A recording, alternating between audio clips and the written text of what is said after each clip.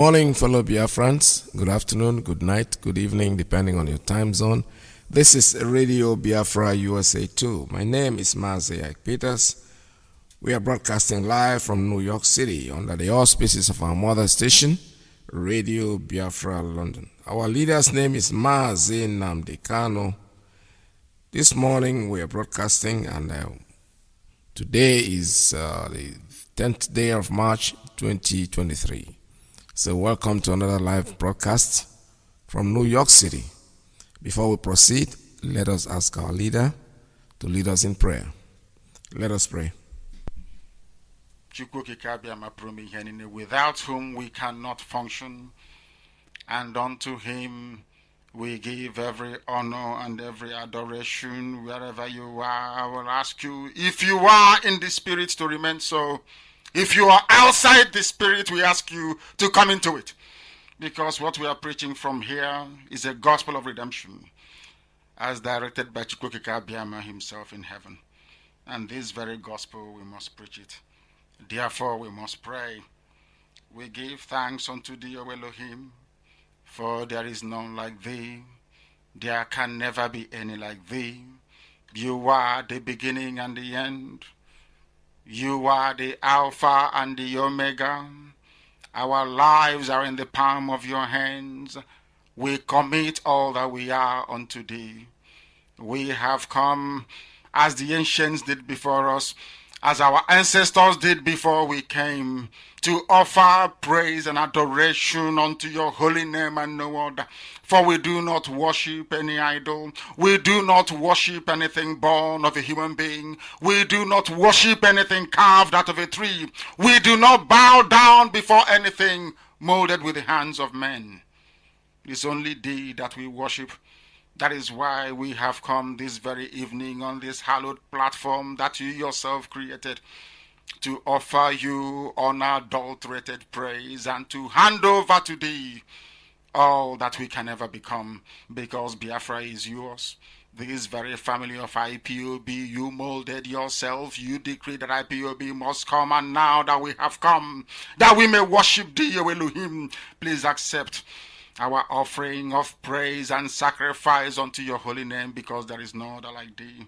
We will continue to adore thee. We will continue to worship thee. And as I said before, and I will reiterate, as we pray unto thee, that Biafra is your possession, we will sacrifice Biafra unto thee, that you may guide us in all that we do.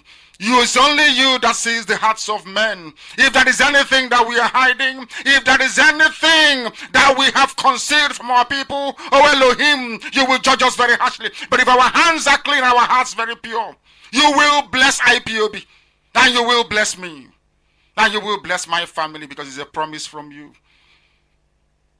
All our hope and our trust is upon thee. May your name be glorified. May you be exalted. May you, O Elohim, be praised. Now and forevermore we pray. Iyke.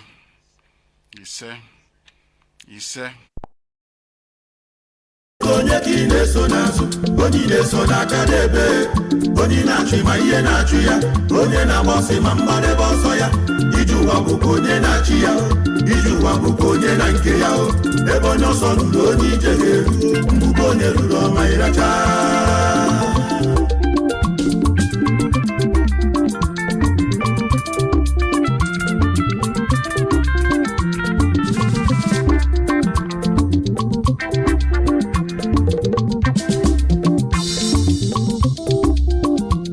Emeniye na mmadụ na-eme akara aka niile abụrụ ofu.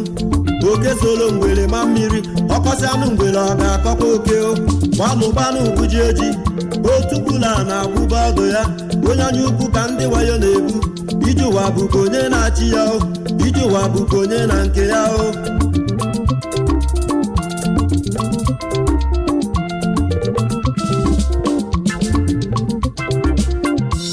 Ọrụ onye na-enye gị ndụmọdụ, ọrụ onye na-anụrụ okwu, okenye bụkwa ihe dị mma. Isi awa bụghị amamihe, onye nzuzu na-achị isi awa, onye iberibe na-akapụ nka. Ndụmọdụ idulu onwe gị ka mma, ọrụ ụdị enyi na-eme, ọtụtụ ọyị bụ ọtụtụ nrafu. One good head is better than 10. Ka amarụju afọ ọdachi ụzọ ka m bụrụ ọnụ fụ ụzọ na o. Ije ụwa bụkwa onye na-achị ya o. Ije ụwa bụkwa onye na nke ya o.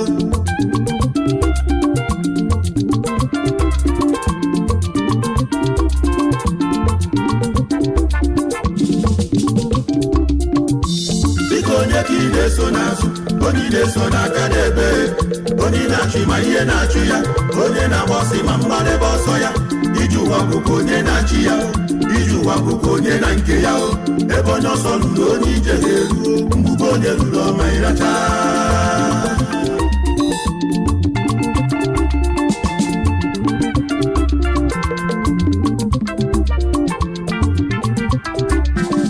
Onye na-eso maka na ọ bụ odogwu, ịma ihe o ji bụrụ odogwu, ịma ihe na-akụrụ odogwu egwu.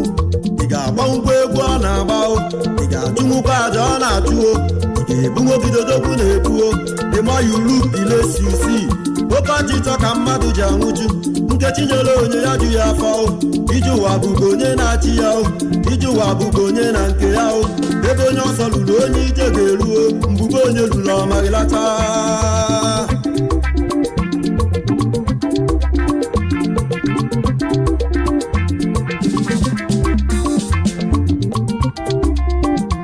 Onye na-emenye ajisi ike ote aka ọ dị njọ ọ ga-adị mma, chi jiri eji ga-eforere.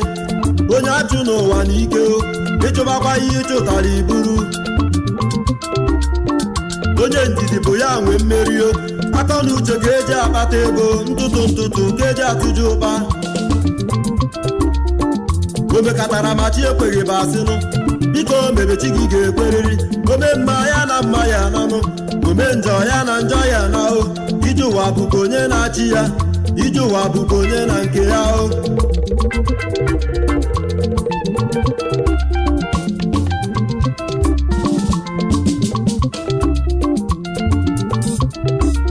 Nwaanyị na-ebe akwa n'oge ya agago, ị na-afụkwa ndị ọgbọ gị. Ụfọdụ nwụrụ ma ha anụghị di, ụfọdụ nwụrụ ma ha amụghị nwa, ụfọdụ nụrụ di ha enweghị udo.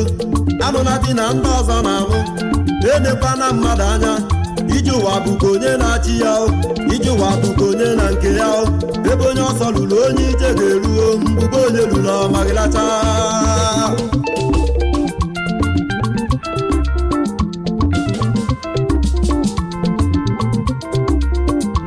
Biko onye ka ị na-eso n'azụ, onye na-eso n'aka n'ebe, onye na-achụ ma ihe na-achụ ya, onye na-agba ọsọ ma mmadụ ebe ọsọ ya. Ije ụwa bụkwa onye na-achị ya o, ije ụwa bụkwa onye na nke ya o. Ebe onye ọsọ lụrụ onye ije ga-eru o, mgbugbo onye lụrụ ọma ịracha.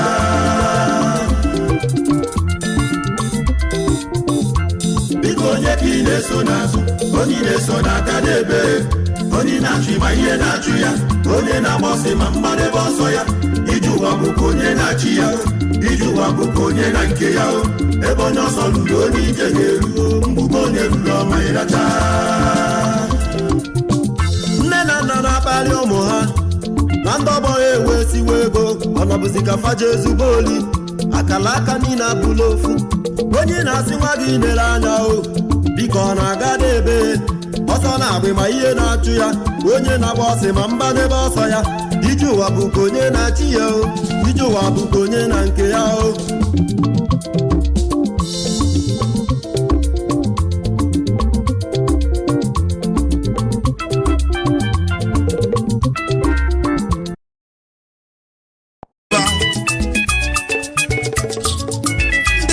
Biafra che ọkwa ha nọrọ onwe ha, ndabi ebulu ọgụ wee bịawa.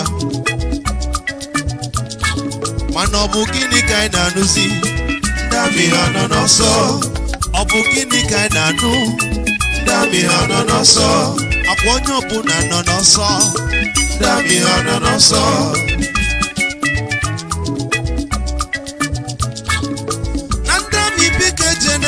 Jene ndami bike jene ndami ejebe ebusizienu ndami ụmụ ụwa ije na-atụ onye ụta broda m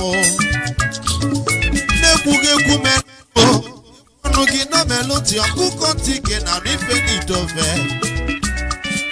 Eastern Security jisie n'ike n'ọlụ Biafra jisie n'ike n'ọlụ.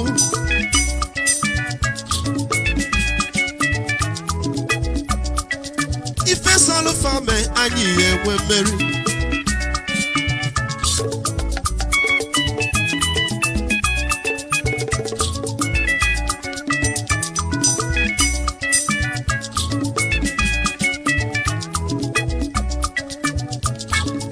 Ọ bụ gịnị ka anyị na-anụzi? Ndị amị ha nọ n'ọsọ. Ọ bụ gịnị ka anyị na-anụzi? Ndị amị ha nọ n'ọsọ. Ọ bụ gịnị ka a na-akọzi ifenu? Ndị amị ha nọ n'ọsọ.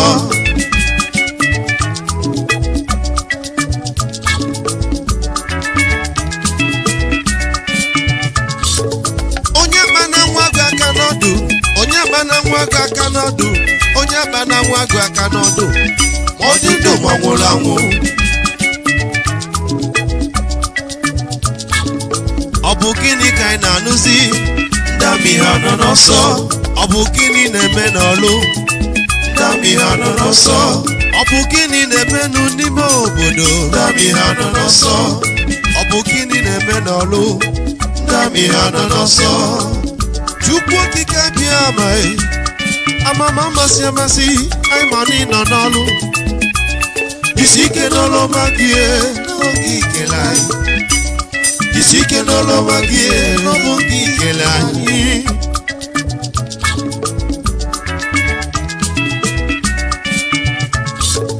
Ọ bụ gịnị ka anyị na-anụzi? Ndị amị ha nọ n'ọsọ.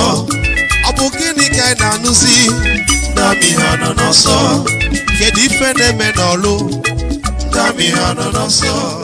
Ọ bụ gịnị ka a na-akọzi? Ndị amị ha nọ n'ọsọ. Eastern Security Network, Dalon, Unemeka, thank you very much. And we say that the only way out is support for these gallant boys, this gallant security that is guarding the Biafra land. This is the people that make us go to bed and sleep with our eyes closed. Yesterday or 2 days ago, they did something very marvelous in a northern part of Biafra, where they took out the notorious Fulani terrorist, the leader. The man has been terrorizing the area. His name is Muhammad Musa Isa, I think that's his name. Yeah, Isa. I saw his name yesterday. I was reading something written by our media man that wrote it, and it was very interesting. I read it and I was very happy about it. Eastern Security Network, Dalon. You people are doing marvelously well, and we are very, very happy with the outcome, whatever you do. No matter what they do, Biafra is here to stay. You are the ones guiding us, and we are happy with all that you are doing. God will bless you. God will bless all of us.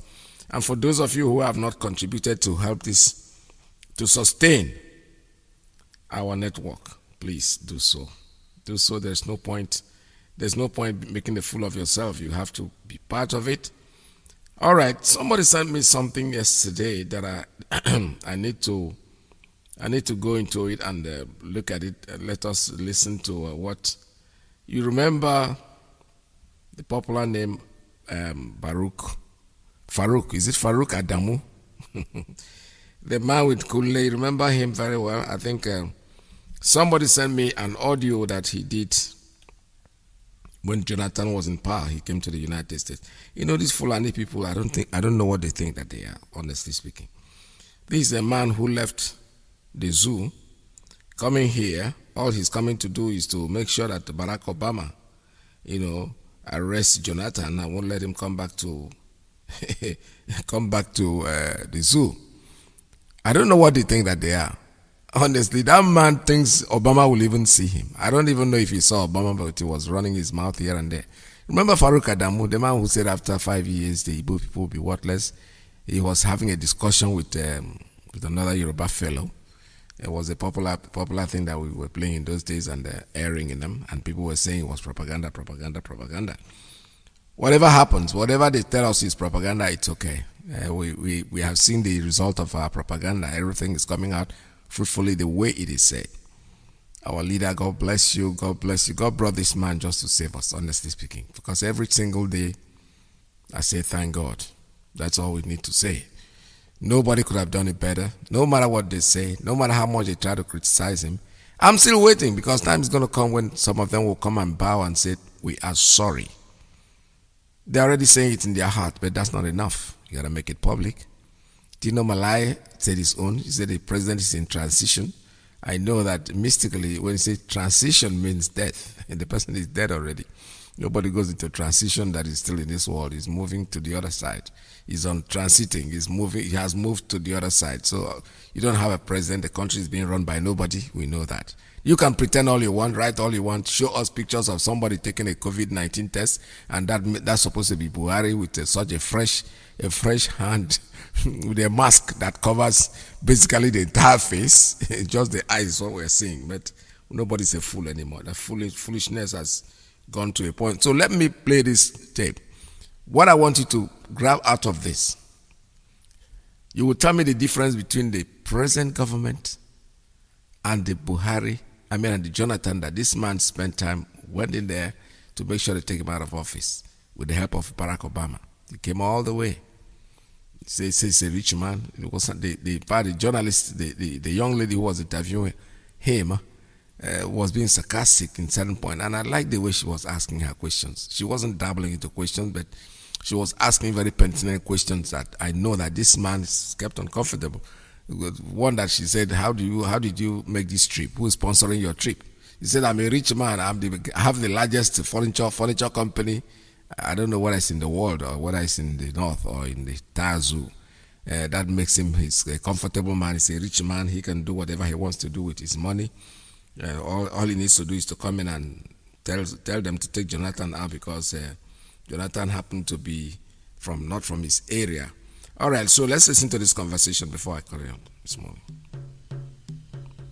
Thank you, Honorable, for agreeing to do this interview. Let's start, first of all, by talking about the issue of Boko Haram in Nigeria.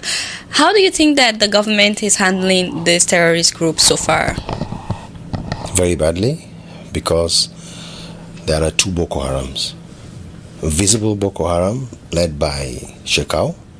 Invisible Boko Haram, led by Jonathan Goodluck. Very good. So, listen to him very closely. Just listen. Do anything that will retain the Boko Haram. Absolutely.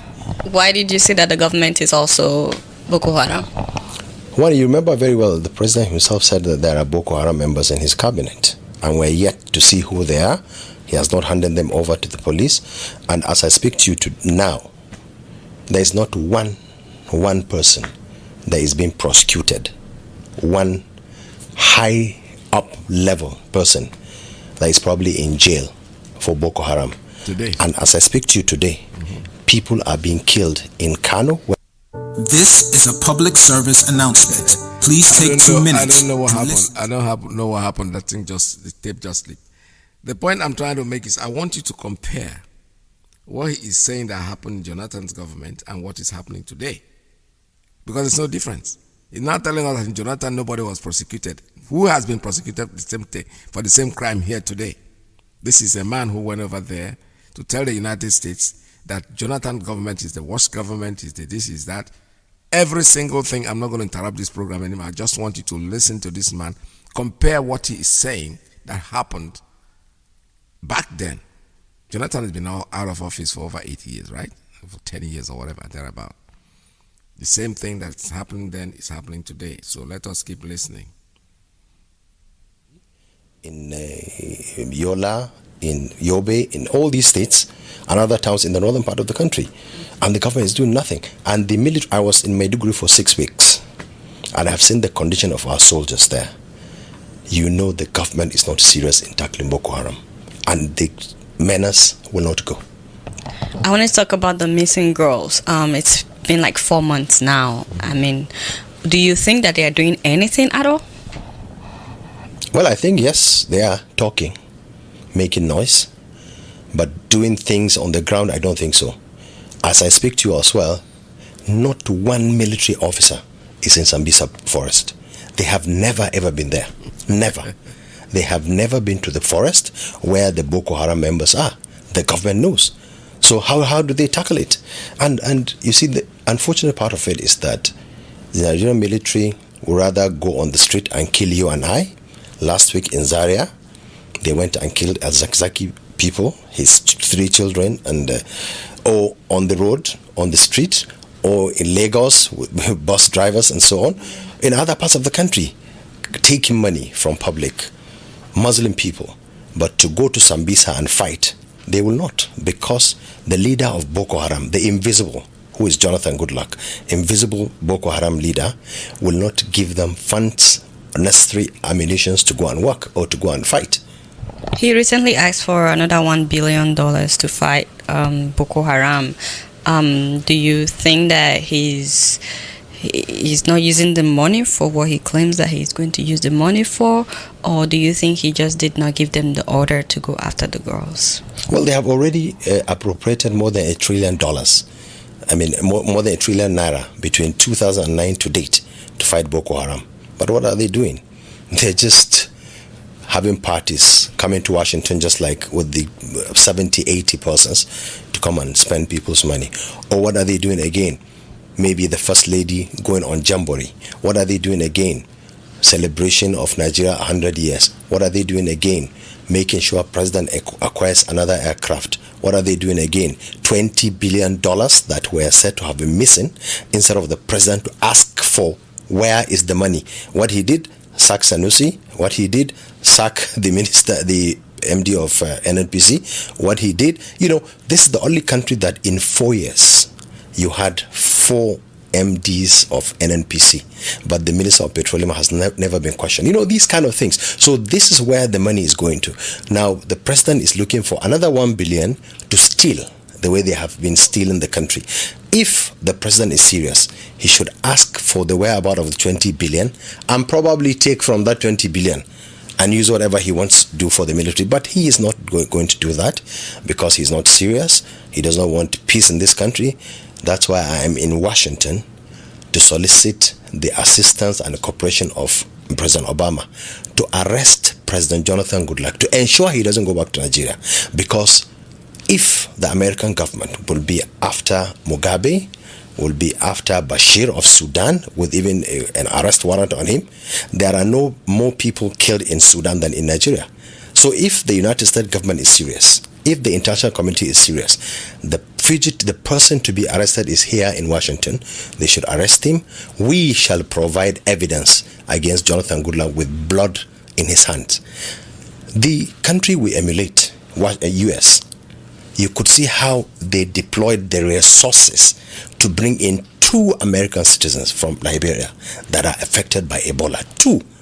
As I speak to you now, probably 100 Nigerians are killed and nothing is happening. And you mean this man will be walking the streets of the greatest democracy in the world? I mean, the American government is not serious if they allow him to go back. I'm glad you talked about the Washington summit going on, because I was just about to ask you about that. First of all, what do you think about the whole idea of inviting African leaders here?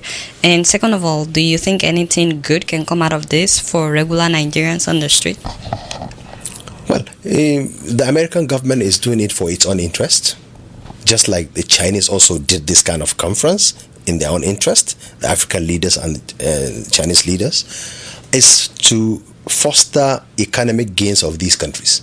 But whether the African leaders, will also seek for an opportunity to enhance Africans, that's another thing. Some African countries will do, but certainly the leadership of Nigeria will not do anything to ensure you and I, ordinary Nigerians, benefit from this kind of jamboree. They've been saying that Nigeria now has the biggest economy in Africa, and it's been some months now. We're not seeing the effect of that yet. So I'm just wondering your view about how they've been saying Nigeria is the biggest economy now, and also the fact that you're saying that coming here doesn't really translate into anything good for common Nigerians. The economic indices in Nigeria is different from reality. The economic indices, inflation, whatever inflation figure or any economic indices Okonjo Iweala tells you or President Johnson tells you is total lie, because they don't even know what they're doing. Economic indices should show the number of jobs created in a month, the number of people that can feed, the number of children that can go to school, how many hospitals are. As I speak to you now, doctors in Nigeria are on strike. For more than a month. For more than a month. I mean, the university, not university, polytechnic lecturers, more than 1 year, they decided on their own to come back to work, because nobody cares. So this is the country where nobody cares about anything. How can they come and tell you that we are the biggest economy? I am telling you, Niger Republic economy is better than that of Nigeria, because at least average Niger people, they can feed, they can send their children to school. Those that can afford can have electricity. But in my country, this is the only country in the whole world that no matter how rich you are, you could be inconvenienced. Because if you have the best car in the country, it could break down and nobody could fix it for you. Absolutely, because you have no road to fly it. If you have the best house, you could... Absolutely. So that's what I'm telling you. So where are the economic indices? Who will tell you that we are the biggest economy? No. If you say we have the greatest looters of the economy, that I agree.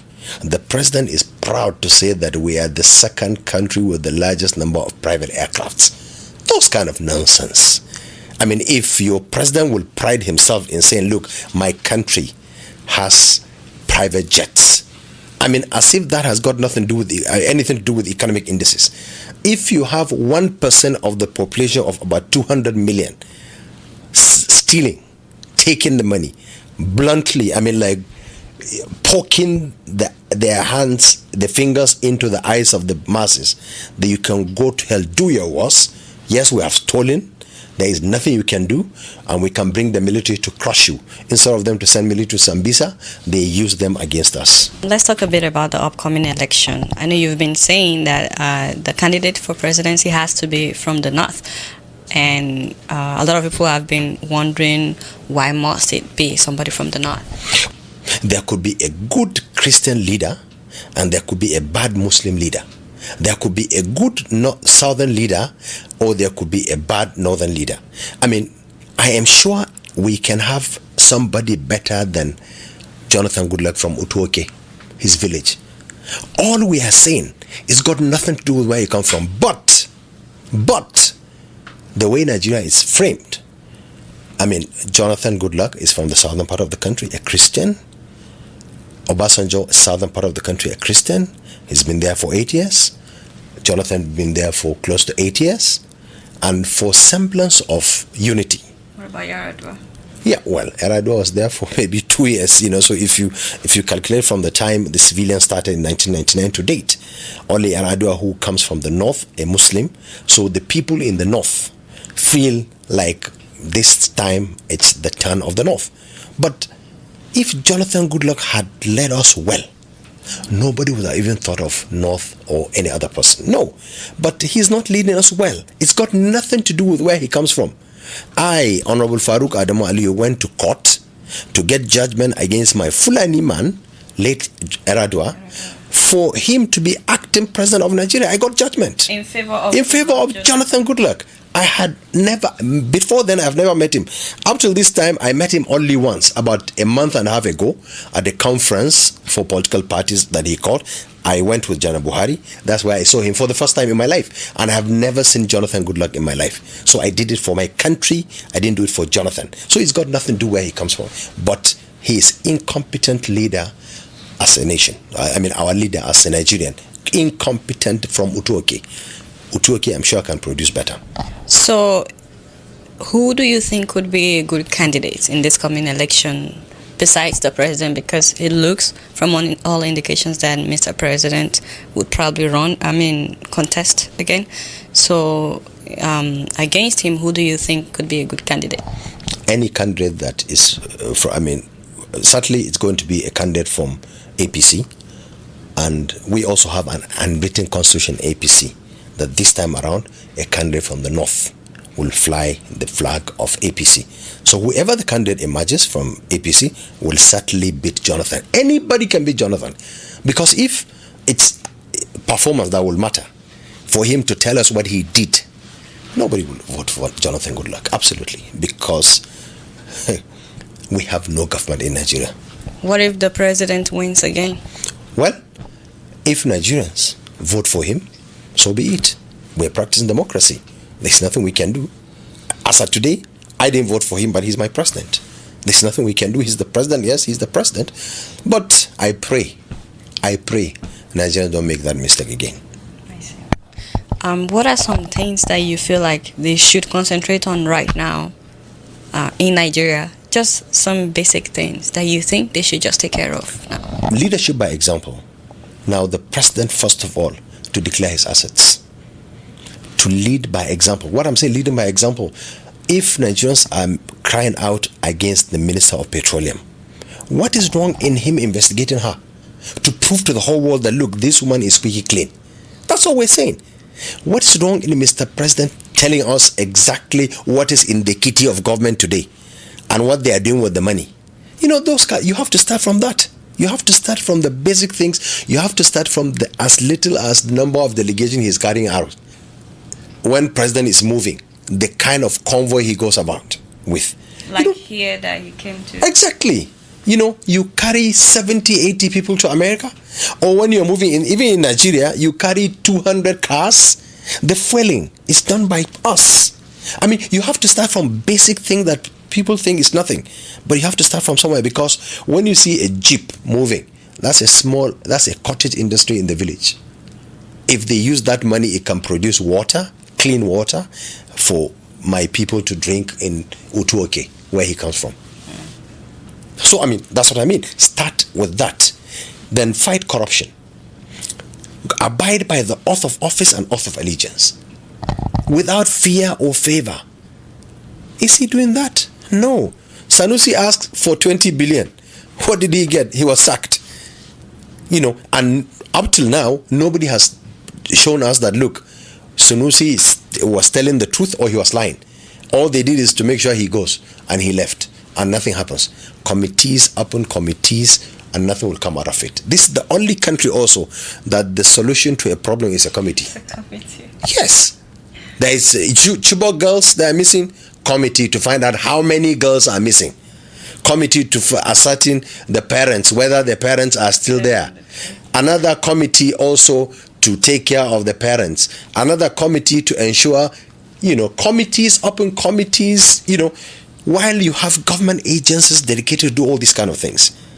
How can, so you have to, a government has to be, what I'm saying, oath of office, oath of allegiance. If he abides by that, that will be. So you should declare asset and fight corruption. Absolutely. I mean, because look, our major problem is corruption. If they fight the corruption, everything will fall in place. If Mr. President is accused, I mean, like when he came into power, how many houses did he have? How many does he have now? Those kind of things. How can president effectively challenge anybody in government? If, as I speak to you now, there is not one former governor that is in jail in Nigeria because of corruption. Because some of them are accused of corruption. They were in government, so they had immunity. Now they are out of government. Only one that was prosecuted in Iyke. You remember know what I'm saying? You remember in Nigeria, they said 160 cases were he was discharged and acquitted. And in Iyke, he's in prison. So, I mean, if there are no living example for fight against corruption, how can any governor or any government official, see some precedents that, look, if you do anything wrong, you cannot go scot-free. But in Nigeria, you do things wrong and you go scot-free. All right. The idea of my airing this Farouk thing is for you to know that these politicians are bunches of jackasses. That's what they are. Listen to this man. Just listen to him very closely. My question is, what has changed? You took out Jonathan. Is Jonathan is paradise to what is happening today. Oh yes. Everybody can testify to that. The same people that are there. This man spent his time running around. He wants to get Jonathan out of office. They created the Chibok girls saga, something that looks like, and Barack Obama was fully in support of these people. I was even surprised, probably didn't even see Obama, because there was no need. Obama himself, no matter what you're doing in the United States as a president, you got to be very careful.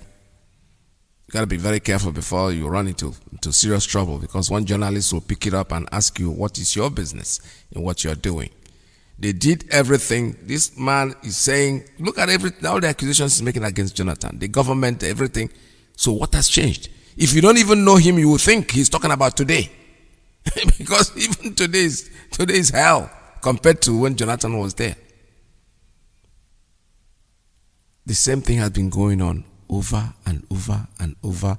They play politics with the life of the people. But today, thank God, Biafra has risen and there is nothing.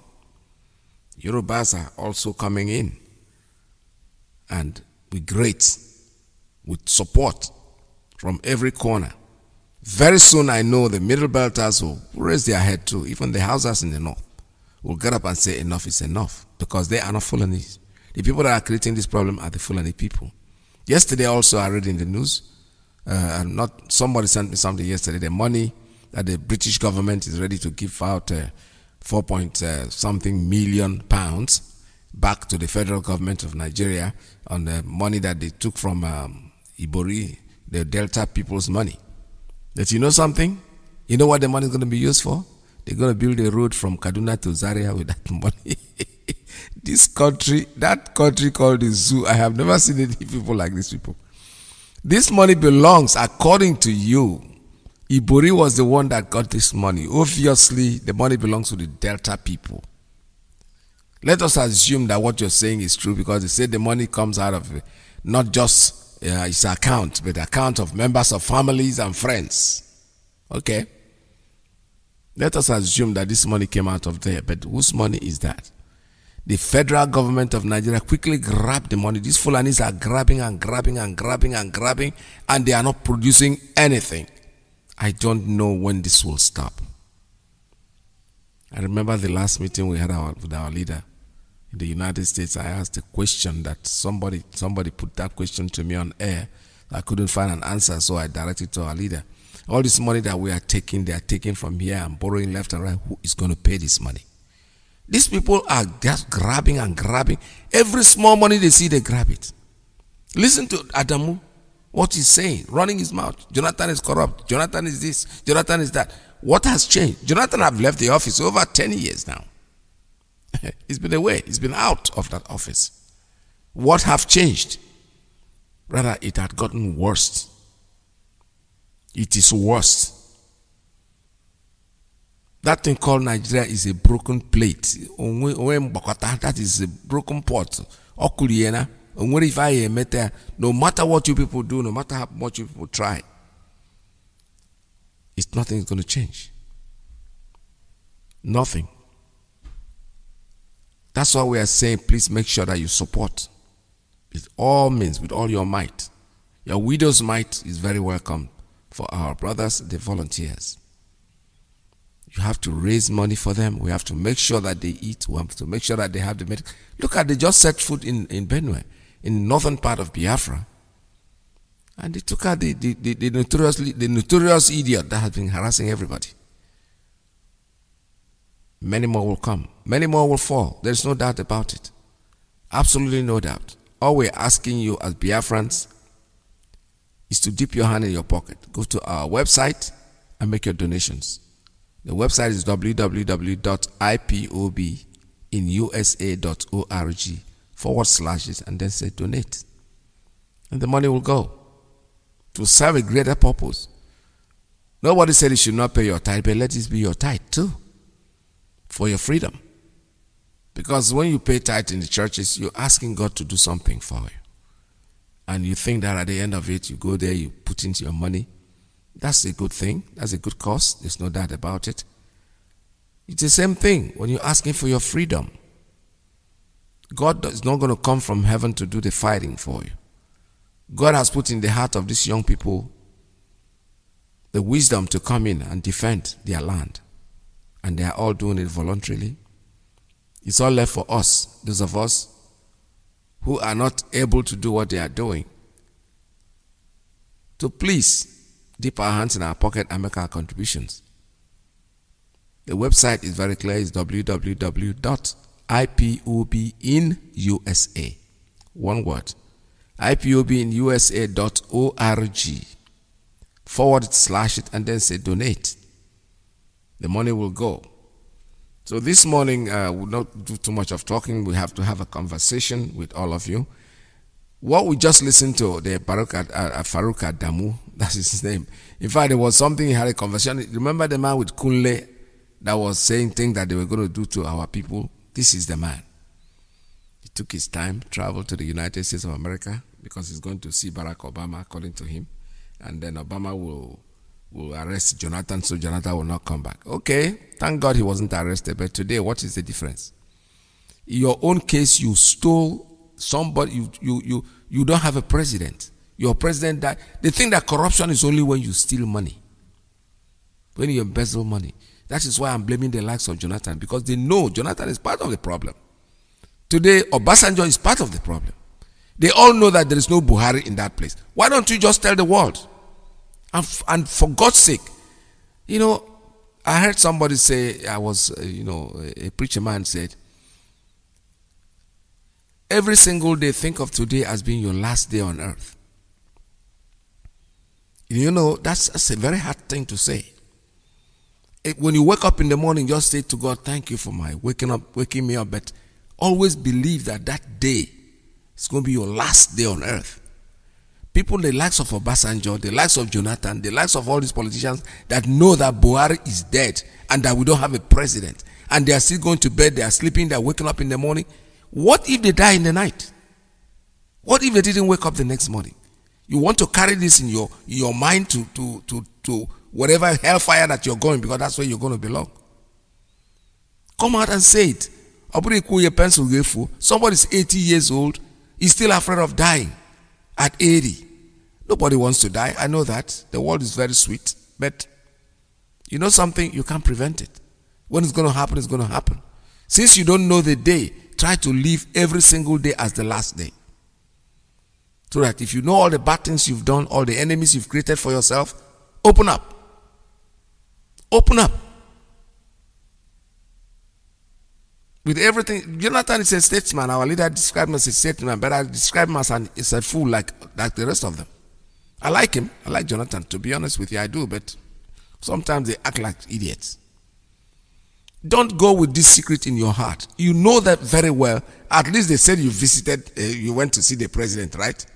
Did that man that you went to see, something in your mind will tell you, hey, no matter how much you try to write, the inner self, they know the truth. He will be ringing you, pinching you, say, this is not the man that took over from you now. You suppress it, the louder voice, the rock and roll station. I used to call it a rock and roll station, and the tiny little station that plays the soft music that people don't want to jump to. The inner self, it tells you this is not the man. And they tell, no, he's the man. Don't you see you don't want to get in trouble. You are afraid of getting into trouble. And you go to grave with this in your heart, because that's the way it is. You never know when that bell will ring, when that curtain will fall. Nobody knows it. Nobody. Every single day people are dropping here and there. So live every single day as your last day on earth. If you have any secret, please throw it out. Throw it out and save souls. Nothing will happen to you, believe me. When Nnamdi Kanu started, it was like hell was going to fall loose. People are, this man, they're going to kill him when they see him. If it's not time for your curtain to fold, nobody can fold it, believe me sincerely. Nobody brought you in here and nobody can take you out. Say it the way it is. One way or the other. Some people today are saying, somebody yesterday even discussed it, that the mystery of how our leader escaped from, or left his home from Afari to Israel is still a mystery. And I said to him, yes, it's a mystery that he alone knows. He and the man that sent him. The spirit that directed him is the one that can account for it. What we should look at is what he's doing. The ones that you know, say them. Don't say what you don't know.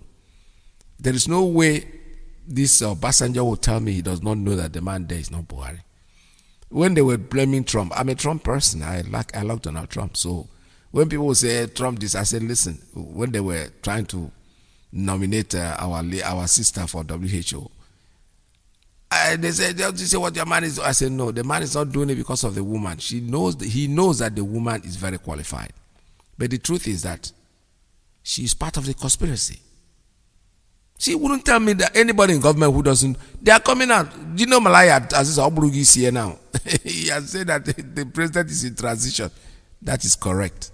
but be very, very factual about it. Some people say his wife. I said, listen, his wife have spoken.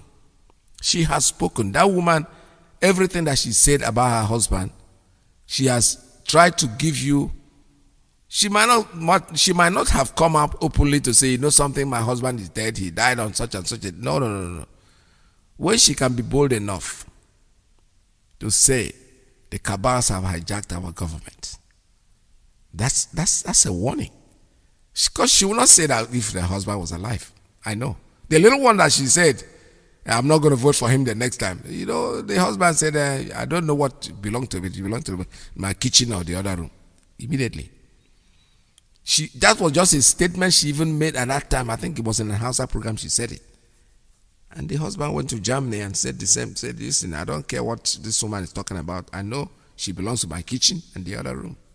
Thank God she said that in Germany, because if you have come to America to say a thing like that in the presence of the government, women in this country will tell you that American women are different. You can't go there and tell them that she belongs to your kitchen and you think you come back to this country again. No. But to cut a long story short, the woman said that. And that is something to tell you that this is what is happening. We all watched the video of his son that had a motorcycle accident. He came back from Germany and they wanted to put a show of shame to show that they are still together. They took him to see his father, quote unquote father. You will see the reaction of what happened there. I know that Yusuf himself couldn't have even liked to do that, but it's like they want to show off. They want to force him to do. Your son had a motorcycle accident, near death, that took him to Germany, and they brought him back. All you did was shake hands with him. You think Nigerians are stupid? They are stupid anyway. There are, but there's a few. There's 1% that has not been fooled, that has always known that this man is not there. But all these things are all the people involved in it. So when our sister I was talking about, when they refused to anchor, because Trump knew, he said, how can I make this woman? She's not honest. She's not telling the truth. Not that she's not qualified education. Of course she is. Much, very, very qualified. But the truth is that when you see evil and you don't say it, there are people watching. People who are expecting you to say something and you do not say anything. Theophilus Danjuma is shouting, oh, they collude. Theophilus Danjuma wouldn't tell me in his conscience that he does not know that the Buhari is not there.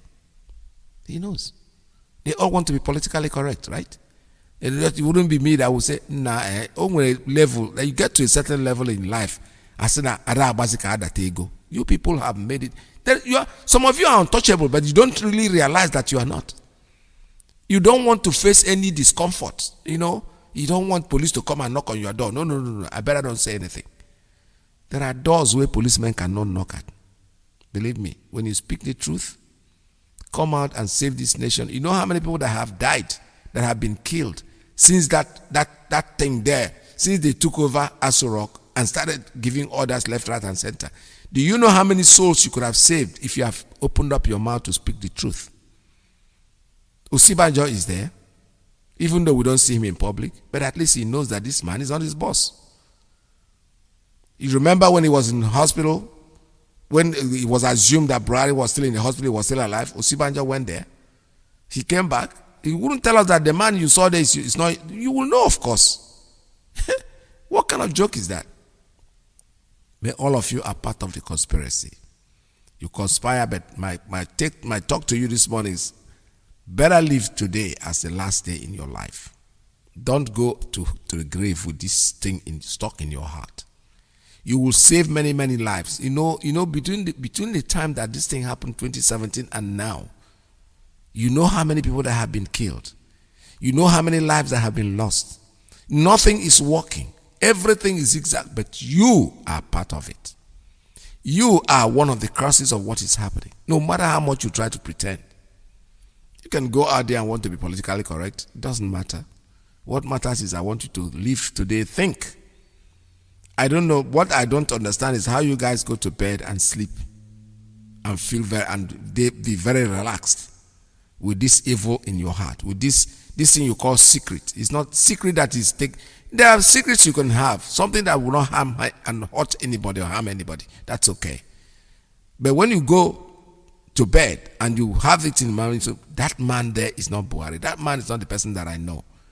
Buhari is no more. That's just for you to come out and tell the world will save a lot of lives. Nothing will end Nigeria. You think that they're going to come after you? You are afraid? Okay, I know they will. Of course, they will always try. There's no doubt about it. But if you speak the truth, what you have said is the truth, there's nothing to fear. Trust me. They will try, but they will not succeed.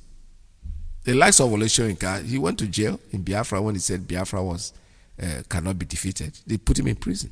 He's still the old man is still wasking with his white hair. He's not dead yet. They will not try to kill you, but what? Afraid of that. Is it not better you tell the truth and die than that you lie and then carry it in your mind and be walking about with it?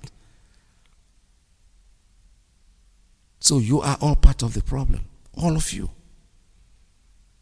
All of you. Know how many people that have died? All these Boko Haram, these Fulani headsmen that are chopping people's heads off left and right. They were there when Jonathan was there. Look at what this Farouk Adamu is talking. He is a Fulani man. When Jonathan was there, they didn't even give Jonathan the chance to do anything.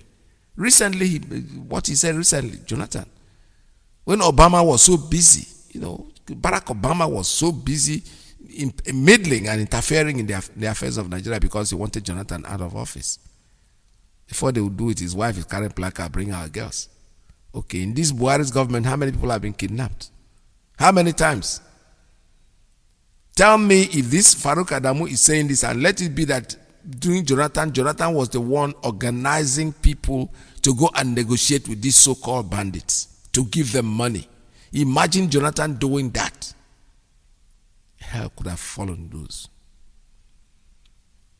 What goes around comes around. Your own ass is open.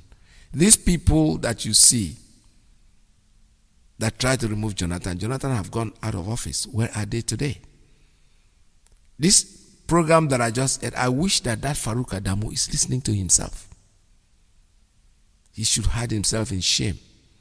These are people who think that they can take up. We don't want Nigeria. We want you to take it. Take it. Just take it. Just leave us alone. Leave us and let us go to our Biafra. That's where we belong, and that's where we are going to go. Regardless of what you do, regardless of how much you try, Biafra is our thing. We are here to actualize our nation, and whether you like it or you don't like it, unfortunately, we are doing what we have to do, and we are doing it, and we're doing it well. There's nothing anybody can do to stop us. This is Radio Biafra USA 2. Let us have a conversation at 646-920-4541, 5703-528442, +1 929-406-9953. And I still want to congratulate our volunteers for what they did in northern part of Biafra, which is the Benue area. And we are very happy. Congratulations, my boys, and we hope you do very well. The line is open for you to make your calls. Give us a call. 646.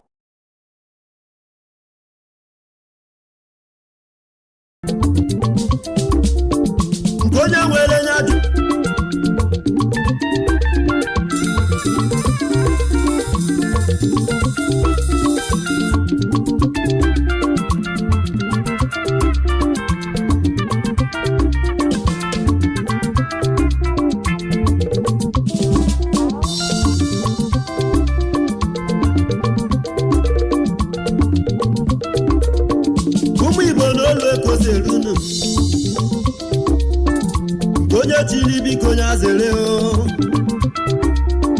ije n'ụwa na-atụzi m ụjọ agwọ mfụlụ n'ụzọ enu m eke ọ bụdo onye ka mụ ga ka ọ sabara maka ihe m hụrụ na-agba m anya mmiri ụmụ ụwa ga-elu m ntị n'olu ajụjụ nya ka mụ jiri bịa o biko onye ka ị na-eso n'azụ onye na-eso n'aka n'ebe onye na-achụ ma ihe na-achụ ya onye na-agba ọsọ ma mgbadebe ọsọ ya iji ụwa bụkwa onye na-achị ya iji ụwa bụkwa onye na nke ya ebe onye ọsọ ruru onye ije ga-eru mgbukọ onye ruru ọma ịracha.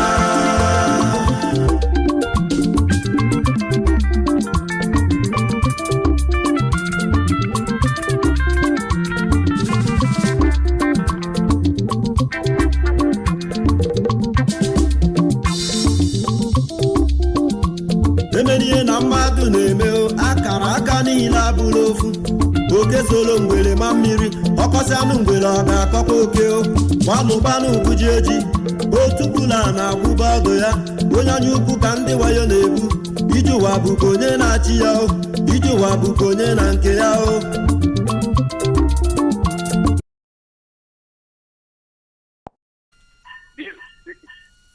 useless company called Nigeria claiming that they are protecting their territorial integrity. Is Olu not a territorial integrity that ought to be protected? They bomb Olu. Now I want him to go and report to Joe Biden that Nigeria is bombing their own territorial integrity, so that that bastard, the imposter in Aso Rock, will be arrested. Let him also call for the arrest of that imposter in Aso Rock. That I believe he was the one responsible for the bombing of Olu and the atrocious act at the Obigo. Let him call for his arrest. Then we will know that he is doing great things. You see all these people, they are deceivers. Now Farouk Lawal, everybody who have foresight, you know that he's a deceiver.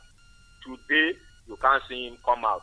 Unfortunately, all the animals in the south, both Biafra and in Oduduwa, governors who claim that they are governors, they all see all these things, but all of them too are part of it, so they will never say anything. Yes. Thank God that our leader came in. Now, before I drop the call, I want this Farouk Lawal also to go and report the current state of Biafra agitation to Joe Biden and how many Biafra has been killed as a result of asking for just a referendum. Let him go and report so that let that idiot be arrested. Then let him call for the referendum. Then we will know that he's indeed saying the truth. Farouk Lawal is a bastard criminal. He will die shamefully. And let me tell him, if Nigeria will not disintegrate by peace, if it will be by violence, if I catch Farouk Lawal, I, Major General Zikataka Boro II, the commander of 66 Brigade Battalion of the Biafran Army, Dhaka Marine, voice of the Cree, I will hit him alive. God bless our leader, His Excellency Dr. Ebidow, Nnamdi Israel Okukalu, the President and Commander-in-Chief of the Armed Forces of the United States of Biafra. God bless the United States of Biafra, and God bless you, Mr. Peter, our able presenter. Iyke, you are dead, and hopeless Obi Zodima, your 6 feet is waiting for you. Good day, Mr. Peter. Thank you very much. Thank you so much, Daniel. All right, this is Radio Biafra USA 2. We're still taking calls at 646-920-4541. Yeah, it's Farouk Adamu, my dear. It's unbelievable. I want him to just call himself and listen to his voice, what he was saying when Jonathan was there. Today, he's in power. He's been in power. And what is the difference between yesterday and today? We shall know. Caller, good morning. Caller on straight line. Tell us your name and where you're calling from. Mazi, Peter, good morning, sir, from here. There we my name is Mazi. I'm calling from Indianapolis, USA. Mazi, honestly, I thank you for your good work you are doing for people. And I thank this particular broadcast this morning because it's good to reflect our people back. Yes. I don't know what this is why our leader always says that black people always bring their own down. Destroy their own to please the white people. During Barack Obama time, I asked myself, John Kerry being the Secretary of State of America, is it only Nigeria that John Kerry is working? Look at during Donald Trump time, Mike Pompeo. We visit every country, Middle East, Middle East, Japan, everywhere, North Korea. Then during Obama time, John Kerry even have a house, even sleeping in Nigeria, in the northern Nigeria, every day. And look at the way they put Nigeria now. And then of it, John Kerry not finance shame. Look at the mess they put Nigeria now. Because I'm not a fan of Jonathan. I'm not a fan of PDP. But the Nigerian economy was number 9 in the world, and number 1 in Africa. And all these CEOs, President General of Asia churches, both in Mbaka and even further, all of them, both normally, all of them against each other, kidnapping, corruption. And they want to tell me that this is a man of God? For the way they put Nigeria now, I don't know the way some people that do go to that church and listen to them. While growing up, even from broke rosary, they say children of God will never will have dominion over the world. But look at Nigeria now, and all these churches people, I see already they protested. But look now, Mr. Obama, you can't protest now about the rape in Nigeria, about the kidnapping. They have kidnapped more than 100 times during Jonathan time. Obama, you don't have bring back our guests again. Because black people like to destroy their own. Look at the way Libya is now. I have no opportunity to be in Libya before. Libya is citizens are living better than American citizens before. But look at Libya now. Look at Nigeria now. Nigeria is even worse than, imagine, India is 1.2 billion. China is 1.3 billion. And Nigeria is 200 million. And they are telling you that combine India and China, Nigeria poverty is more than them. And they still have people going down and sit down to these people say that they are preaching. People that say Buhari is a messiah, Buhari is a prayer answer. Look at it now, they don't cover themselves in shame, and people still go there and sit down.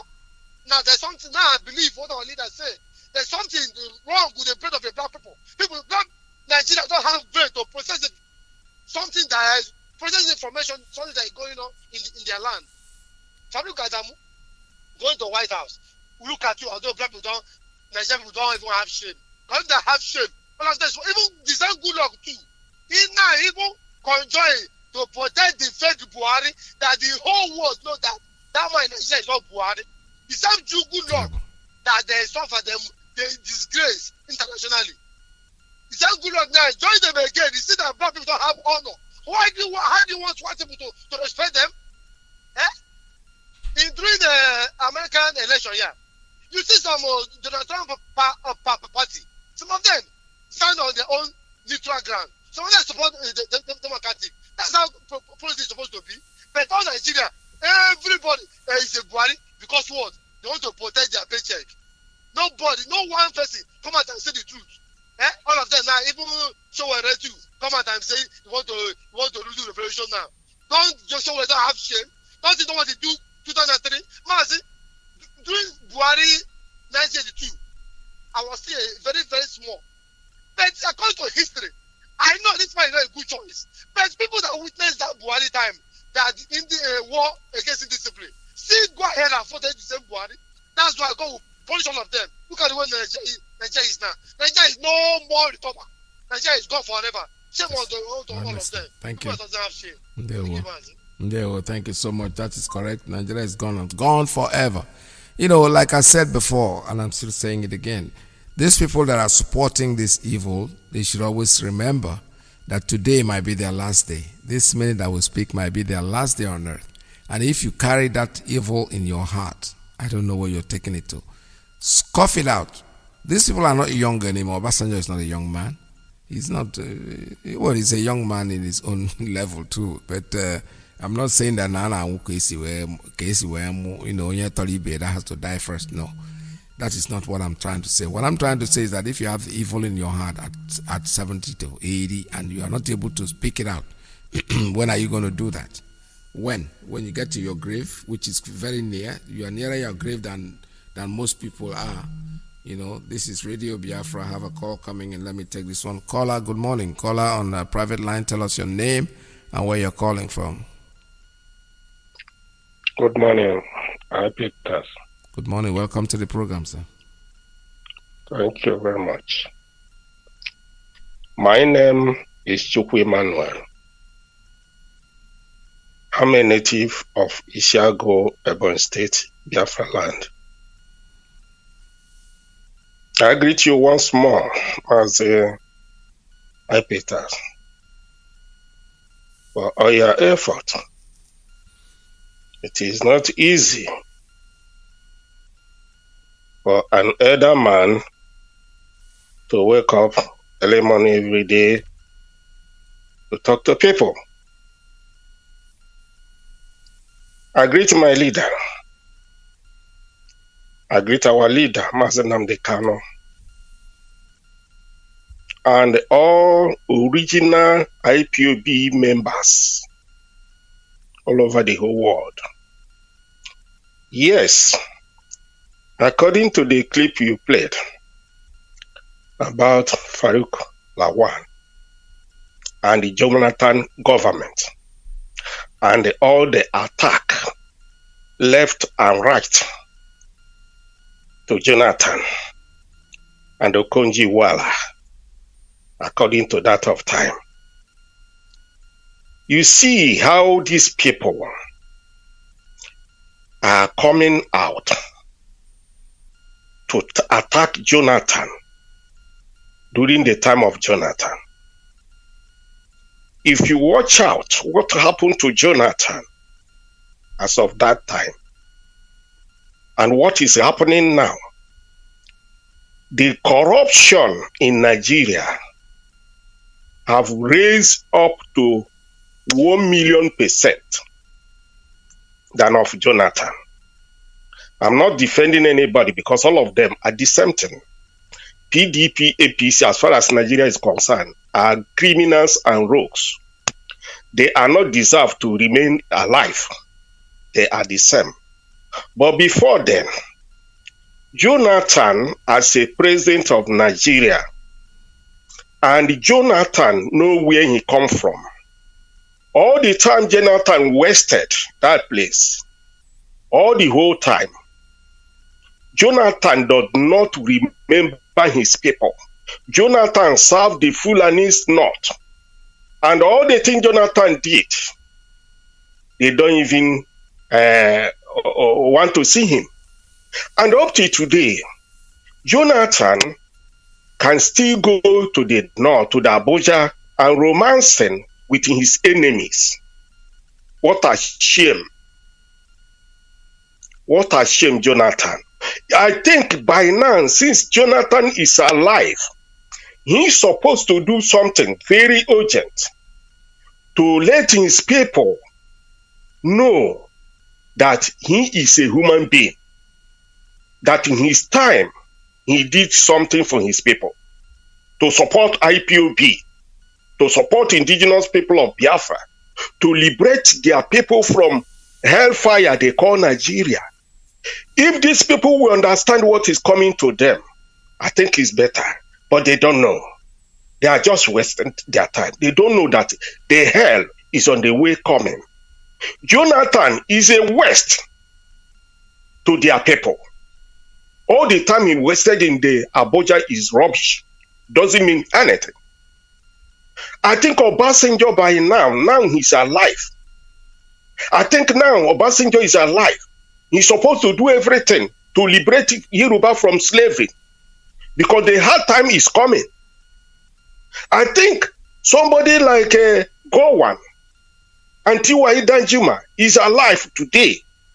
They must to do something before they die, because the dead is on their doorstep, knocking. I think the best thing they will do for their people now they are alive is to break Nigeria into pieces so that everybody will go to his own way. Nigeria has no future. There's no future for anybody calling Nigeria. Anybody waiting for Nigeria is a thief and a rogue and a criminal and a terrorist. That is Fulani for you. Thank you. Anybody supporting one Nigeria by now is not worthy to call a human being, because Nigeria is prepared for hellfire. You see Nigeria, you see all those people call themselves pastors who are praying for Nigeria. This group of people is the worst than even politicians, because the politicians, people knows them as a rogues and criminals, but these people are hiding inside the church, deceiving a lot of people, claiming that they are going to heaven, while they are dragging people to hell, Because somebody that is introducing Nigeria for you is introducing hellfire to you and your children. So for that reason, there's no need for anybody who reason as a human being, mostly Igbo people. If you go to every church, that is Igbo for you. And these people are deceiving them. Some of them are not allowing them to listen to Radio Biafra and be liberated from their bondage of slavery. Let me stop here today. Thank you. Thank you very much. All right, thank you so much. This is Radio Biafra USA 2. We're still taking calls at 646-920-4541, 570-352-8442, +1 929-406-9953. Have a call coming in on straight line. Caller, good morning. Tell us your name and where you're calling from. Oh boy, that line just dropped again. Okay, keep on calling us. The lines are open for you. Call.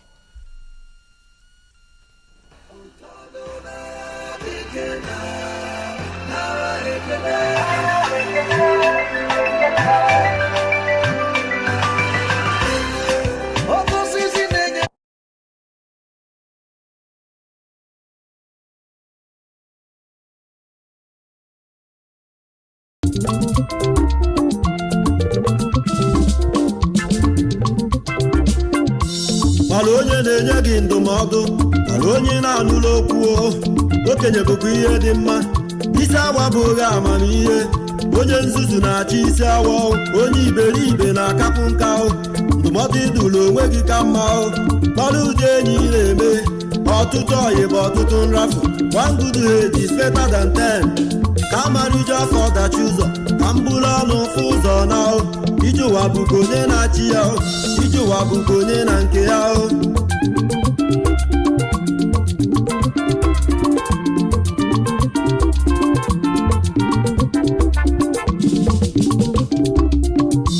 biko onye ka ị na-eso n'azụ onye na-eso n'aka n'ebe onye na-achụ ma ihe na-achụ ya onye na-agbọsị ma mgbadebe ọsọ ya ije ụwa bụkwa onye na-achị ya ije ụwa bụkwa onye na nke ya ebe onye ọsọ lụrụ onye ije. Thank you, Mazi. Listening to all your program this afternoon. You see, Mazi, in as much as Buhari regime is bad, the same thing happened during Goodluck Jonathan, even though he's our brother. But Jonathan left his people, was building, developing North, and the North did not even appreciate it for one day. The way they are killing people, if you listen to that man, the man is it Farouk, whatever, he was saying that army cannot go to Sambisa forest, but they go to street, killing bus drivers, Okada rider, killing innocent people. That has been the character of the zoo from the creation of the zoo. Since I know this country called Nigeria, Mazi, it has never been better. Corruption has been like this from the beginning till today. And it can only get worse. This is the only country that nothing in this world have ever go up that came down in this country. In fact, somebody was telling me day before that the only thing that have go up in Nigeria that came down is only this face mask that they were selling 500 naira before. Now it's 100 naira. That's the only thing that have ever go up and that the price crashed down. Corruption in Nigeria has been going up. Even as we are talking, next year is going to be the worst if the zoo didn't break up.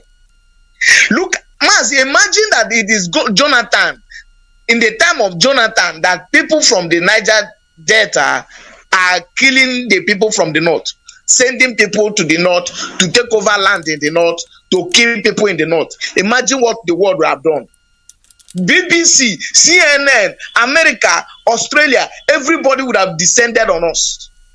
In fact, by now, we will not be part of the map of the world anymore because they might have wiped us out.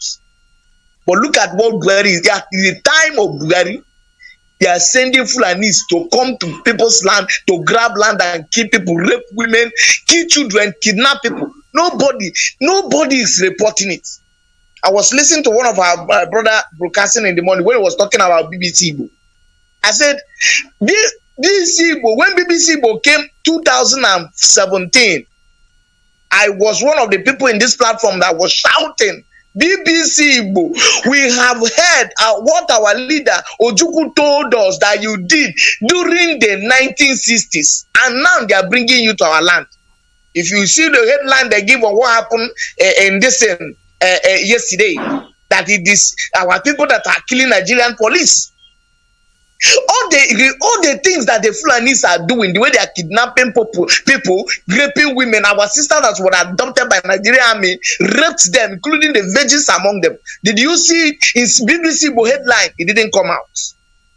But you see the rubbish after killing our brother and our sister in their village, in their father's land, that we are murdered for no crime. And the BBC, instead of reporting it, we are not asking them to side us. We are not asking them to support IPOB. But at least they should write what happened.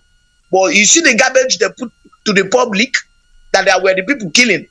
And that is when BBC came. I suspected all this because I know their headquarters is here in Lagos. Because if they came for good, their headquarters should have been in Enugu or with any of the Igbo states. Yes.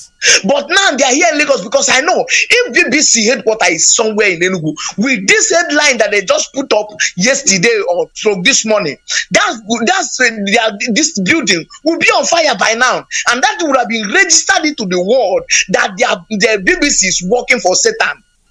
BBC is evil and they are working for demon.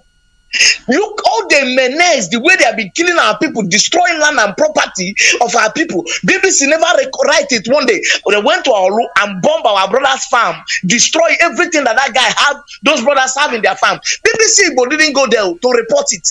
He didn't go there to report it. Those are the things. Those are brothers that are working in BBC. I think it is time that the unknown government begin to locate them. They are not our brothers. Those people are hired criminal. They are worse than the Fulanis that we are fighting. Those people working in BBC. We have been shouting about these people. We are not asking people. We don't need BBC. And even if we are not asking them to support us. What we are telling them, if they want to report, let them report objectively. Let them tell the world what is happening in the zoo. We are not asking them to support us. But if they fail to do that, Mazi, it is time that unknown government begin to locate them. And I want to say it. If all those villages where there are crisis, if you see BBC, do not allow them to go. Kill them, and everything they came with. Don't say they are our brothers. They are not our brothers. Because those people, as soon as they leave that village, what they are going to give to the public is rubbish, is garbage. And because the world will read their news. And this is the reason why our people should rise up and reject BBC. But those who claim that they are Igbo leaders, you cannot watch yourself, your children being slaughtered. And those who call themselves the media outlets that are supposed to carry the news are writing rubbish. They are still calling themselves Igbo people. These are the things that have been happening in this country since 19 immemorial till today. And nobody's, when we take the talk, they say we are rude, we insult people. Why can't we insult people in things like this? When Goodluck Jonathan was in power, yes, he did not develop anywhere. He did not even develop a land, but yet the killing of innocent people, kidnapping and all that, is not as bad as it is today. Mazi, this thing is out of hand, and our people need to boycott BBC, boycott them, especially those activists those Nollywood actors that they call for interview. Boycott BBC, but these people are evil. Mazi, God bless you. God bless you. Thank you very much. All right, this is a good one. I'd like the advice is very clear that the BBC, the so-called BBC, but they are not part of us. We know that. That's why they created them. I know that as a young man when I first visited London many years ago, they all have the Hausa program. They never had anything Igbo until recently. All right, caller on caller signal. Tell us your name and where you're calling from. Good morning from here. Good afternoon, Mazi Ipiters. Good afternoon. Welcome to the program. There water. Thank you very much. This is Rabbi Shas. I'm calling from my location. I greet Biafrans all over the world, friends of Biafra, freedom lovers. I salute you. Our leader is Mazi Nandekano. I salute you. Good afternoon from here. Mazi Ipiters, may I ask, please, can you throw a bit light? I don't get it. India and Alona BBC, are they Igbo speaking people or Fulani? They are supposed to be. I don't know, honestly. I don't know who they Now, are, but I think we should locate them and identify them so that we should stop screaming on calling BBC. They can stay in Britain and start broadcasting. There's no problem. That is their jurisdiction. But if these people are Biafrans doing these damages and writing negative report and making negative campaign, we should set, because they can't write against Boko Haram. They are scared of Boko Haram. They cannot write against Boko Haram. So if they have that courage to write against our people and kind of mellow down what is going on there, make it look like something else is happening, and they are Biafrans. They are, if they are not Biafran, they are Igbo speaking people. They are moving around in Biafran region and our jurisdiction. Well, that is all I want to say. Thank you very much, Ndewo. Thank you so much. All right, thank you, my brother Ndewo. This is Radio Biafra. Let's see. I have a call coming in on straight line. Caller, good morning. Tell us your name and where you're calling from. Aramumada. Good morning. Welcome to the program. Good morning, sir. My name is Iyke. I'm calling from Maryland. Thank you this morning, Biafrans all over the world. I greet you all. God bless our Onyendu, the man God has sent to send us to the divine and blessed land and heritage. Onyendu, wherever you are, God bless you and your family. My submission this morning, you see, there are things we don't understand about Nigerian politics. Why are we exonerating Goodluck Jonathan? Let me tell you, Goodluck Jonathan is part of the problem we have in Nigeria. Don't exonerate him. That man is not innocent. He played a card like what Femi Fani-Kayode is playing today. He just want to be seen as a good person, but within, he is destroying his family.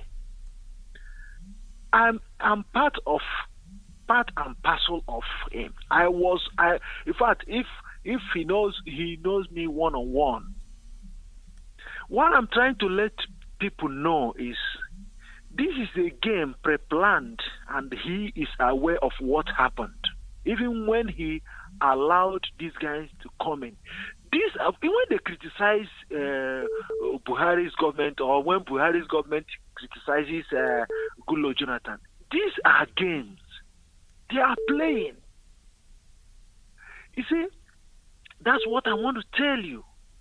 Please, we should know that Goodluck Jonathan, beside the way Nigeria is, I don't know whether it's structured, I will use or what, because it's just like people call together, then Britain selected few. I better go and lead those fools. They don't know where they are going. Go and tell them what to do. The way it happened, you can't do anything.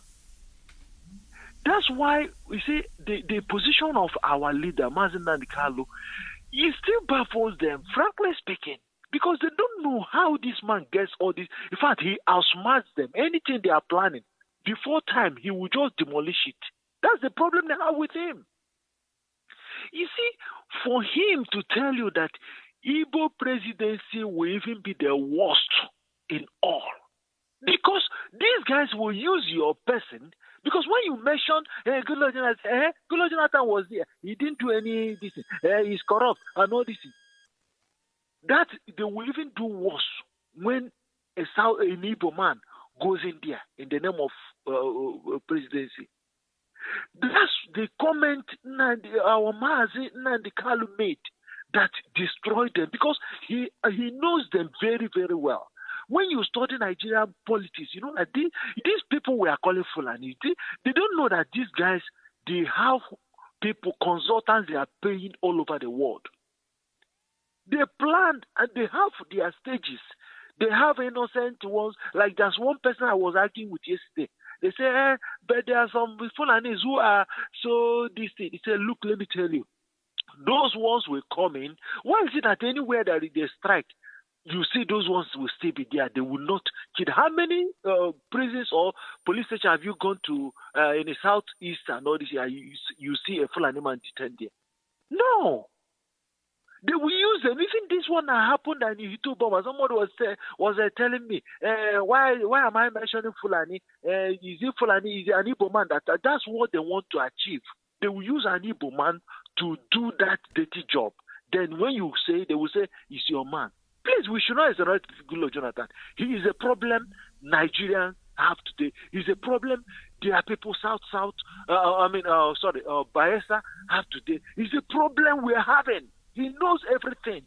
That man is a very bad human being. Let me just be frank with you. That's my submission on this. And for the BBC, Igbo, we should, what my brother said last, I think what he said last was okay. We should, because when they walk freely in our place, destroying us, our people, we don't know that media can destroy a country. They are using media to destroy us. So you shouldn't allow them. You should make them very uncomfortable in that environment. They should be told that we don't need you. Anywhere they are, we should hoot them out from that environment. We should even burn their cars. They will know that they are not welcome because they are not reporting it the way it is. Thank you very much, Naiku. Thank you so much. All right, thank you very much. This is Radio Biafra USA 2. I just got a message from Canada. The Canadians they're holding our IPOB. They're holding their Zoom meeting on 20th of March to raise fund for the Eastern Security Network. Okay, it says a letter here says, I'm writing to personally invite you to the official launch of the Eastern Security Network here in Canada, a vigilante group instituted by the leader of the indigenous people of Biafra, Nnamdi Kanu, to guide and protect our communities and farmlands across the old eastern part of Nigeria, south, and southeast, from all sorts of aggression and destruction. This is coming on the 20th of March. That's the date. I'll see if I attend that, maybe I'll be able to do a live broadcast on that, because very important. The Canadians they want to raise money for our brothers, and that's a very welcome idea. Let me take a call coming in on private line. Caller, good morning. Tell us your name and where you're calling from. Mazi, good morning. My name is Mazi, my man Ugo Onyejaka. I am calling from United States of America, and I reside here in Washington, D.C. Mazi, I am from Amibo. Amibo is in Olo. Amibo is the home of the Tiger, and Amibo is the home of King Jaja of Ipob. Mazi, I thank you for all you've been doing for Biafra, and I thank God Almighty for Mazi Nnamdi Kanu. Mazi, I have heard what everybody is talking, and then we are so angry, and we are just either talking about individuals. That is Goodluck, Jonathan, all these guys. We are talking about them. What you should understand is that these people, they are trying to safeguard, whatever that they have stolen. Goodluck, Jonathan, if you start making noise, they're going to strap out everything that they have. They might kill him. So all these governors, all the politicians, if you think they're going to fight for you, you are wasting your time. That is no. Believe me. So the only thing we have to do is definitely we have to talk, but we have to know exactly what is going on. Even BBC, but we're talking about the people that were employed, the Biafran that are working for them. Those guys cannot leave their job because they're going to go hungry. Remember that hunger is in Nigeria. I am telling you. Nigeria, I go to nobody. You should understand that. So all of them, as it is now, they can sell their mother to. If somebody can use his mother to do a ritual, what do you think the person can do? When you are subjected under starvation and hunger, then you definitely will break you down. So that is what it is. The only thing we have to do is that we have two things to do. The two things are two wonderful things to do, and that is what we have been doing and consistently doing it. One, invest in our media. Media. What you have told the world, what you can be able to, when you disseminate information outside to the world, believe me, this is what America is using. You just rule the whole world. But even in the place they cannot reach, it is that media. So media is number one. Then number two is the security. Being able to, have your self-preservation, your life, safeguard your property, and then, put a blockade for anybody that is coming to kill you. and your family. That is the two major things that we have to put in our brain. If we cannot put our hand in the pocket and bring money to support this media, create a media so that our information can be heard, everybody can hear because when you come to Nigeria now, honestly, as it is, there are a lot of places, even in Biafra land, that you cannot even hear Radio Biafra. You cannot hear Radio Biafra. There are a lot of people that cannot hear Radio Biafra. The people who are calling as the minority, 10% that is hearing Radio Biafra. Then what are we going to do? We know that Radio Biafra have done a lot of wonderful things in that contraction. It have gone even, they are the one that are making the northern parts, like the Hausas, to start agitating, middle belt to start agitating because of the word they hear from the Radio Biafra through Mazi and Kanu. So what are we going to do? What we have to do, if we really want Biafra, we have to invest in our media. 100% invest in media. This is not even limited to IPOB. IPOBs, we have done our own job. Now, the people who want to liberate is the Biafra, the whole Biafra. The whole Biafra have to be able to sponsor this. Nobody is coming to hold you, oh, don't bring your money. They don't have any Nigerian military or any police that is telling you, oh, don't bring your money. Everything is a choice that you have made. If you have chosen that you're not going to sponsor Radio Biafra, it is you that is causing the problem. You are delaying your salvation. You are delaying your freedom. That is what it is. And you are so wicked to yourself. If you choose that you're not going to support the Eastern Security Network, it is on you, because you are the one that is going to be killed. You believe me, you see, bullet doesn't care. The Fulanis do not care. When they come over there, whoever they see is the person they're going to kill, and it is you. Security we are providing it for you. Even the people who are in America, who are supporting all this and sponsoring all this security and everything that we are doing. Definitely we are doing it, but we are not on the ground with you. We are making this so that when you are traveling on the road, nobody will kidnap you. We are having this security so that when your daughter step out of the house, then you will be happy that your daughter and your children come back home, safely. We are doing it so that you can go to your farm. We are securing, just, investing in this security. So, but why can't you? Why can't you invest in security? Why can't you put your security in your own house? That is in your house, so that people cannot break in and then rape your woman and then kill your children. Why can't you do that? So the issue that is, if you are hearing my voice today, if you are hearing my voice, and then you are talking about Biafra, and you are talking about the plight of Biafra, and you have seen that we are the intended people that they want to, exterminate from that country, and then you know that you love yourself, you love your mother, you love your father, and you love everybody, and then you have decided that you're not going to dip your hand in your pockets to do the needful, only just a lot of money. That is only what we're, talking about. We are not talking about that you're going to bring millions. That is not what we are asking you. But if you cannot bring, and even if it is, $1 or one kobo or whatever to support your security, is it when you have million that you're going to give? That is shameful. So the only thing is that we are trying and we do whatever we're doing. And look at the extent that we've gone with the little thing. Talk less of when we invest in our media. Talk less of when we invest in our security. Don't you know that they will run away? Everybody, even these governors, they will not come out if we invest. And then we invest really in our security and our media. Then you will see what is going to happen. So having said this, let me tell you again.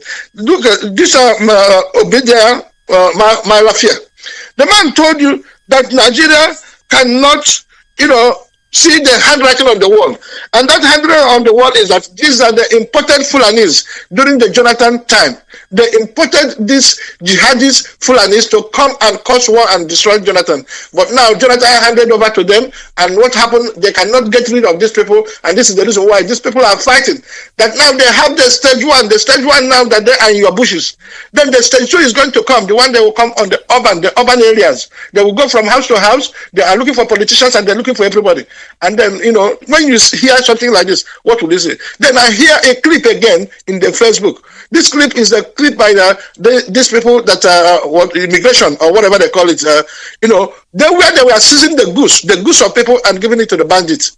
That is another thing. So the issue there is that we do not need to talk about everybody. We don't complain too much. The only thing that we have complain about is how do we support the Eastern Security Network, and how do we support our media, Eastern Security Network. That is security, and media is what you have to support. So please, if you want to make the donation, I am urging you and I am begging you to go to our website, and that website is www.ipob.org. www.ipobinUSA.org, www.ipobinUSA.org/donate. So if you go to this website, then just Google, you type in this www.ipobinUSA.org/donate, then it will prompt you how to pay, and then you pay no matter how little it is. God will bless you as you do this. So www.ipobinUSA.org, www.ipobinUSA.org. If you want to make donation to ESN, you have to go to www.ipobinUSA.org. If you want to say thank you to Nnamdi Kanu, you have to go to www.ipobinUSA.org. If you want to make donation to Biafra, you have to go to www.ipobinUSA.org. Mazi, www.ipobinUSA.org. This is for Eastern Security Network. It's for the security of the people, by the people, and for the people. Then I'm investing in your media too. Thank you, Mazi. God bless you. Thank you so much. This is Radio Biafra. We're still taking calls at 646-920-4541, 570-352-8442 +1 929-406-9953. Call us. Take a very short break and we'll be back. Oh nana, land of the rising sun, John Lavine, my originality. Land of the rising sun, Biafra, land of the rising sun, Biafra, my home, my fatherland.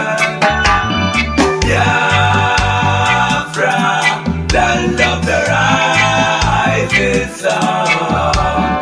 Biafra, my home, my fatherland. All right, caller, good morning. Caller on Signal. Tell us your name and where you're calling from. Mazi, Iyke Peter. My name is Mazi, AGK, PRO of Navy Mumbai in India here. Welcome to Mazi, the program. thank you so much. Good evening from here and good evening to all their fans. Mazi, in regard of what you are saying, this shows that we are getting there. We are winning the race. Because if all these things we are doing, you could remember the initial time when we started Mazi Nnamdi Kanu as of 2011. For those that knows it, 2013, calling us these are jobless people. Even this stupid Reverend Father Mbaka that is after money now. He said that these people, they are miscreants. They are hoodlums. Right now, who are going to call hoodlums? And are you seeing that? They are now seeing that what Mazi Nnamdi Kanu and even what you, Iyke Peters, is preaching here is pure truth, nothing but the truth. So Mazi, I thank you so much. I don't have much to say, but what I'm saying is that I'm encouraging all Biafrans. If you know, like what my brother Hyman Oyejaka said, if you know that you have not made any donations to ESN, you are doing a very big mistake. As retro artists, Cup of Beego, if you know anyhow you have, do it, because those people there, they are saving our lives. That's all of us in diaspora. If these people conquered our place, there's no way you can come back again. So Mazi, I thank you so much, and I want to receive one thing from you, Mazi. Yes, go ahead, sir. I have a friend in Ghana. He wants to join IPOB in Ghana, but he's told me that he's calling Radio Biafra. You know, our line is a hotline. Even you, Alozie, and Wachineke, before you get through, I swear, it's just by chance. So I told him anytime I called and I passed through, I will get a number for him. So if you can do it for me, I will so much appreciate. And I thank you, my veteran, soldier. Thank you. Maz, I thank you so much, and have a nice day. And yes. Thank you very much. All right, what I'll do is I'll take your number down and I'll pass it on to.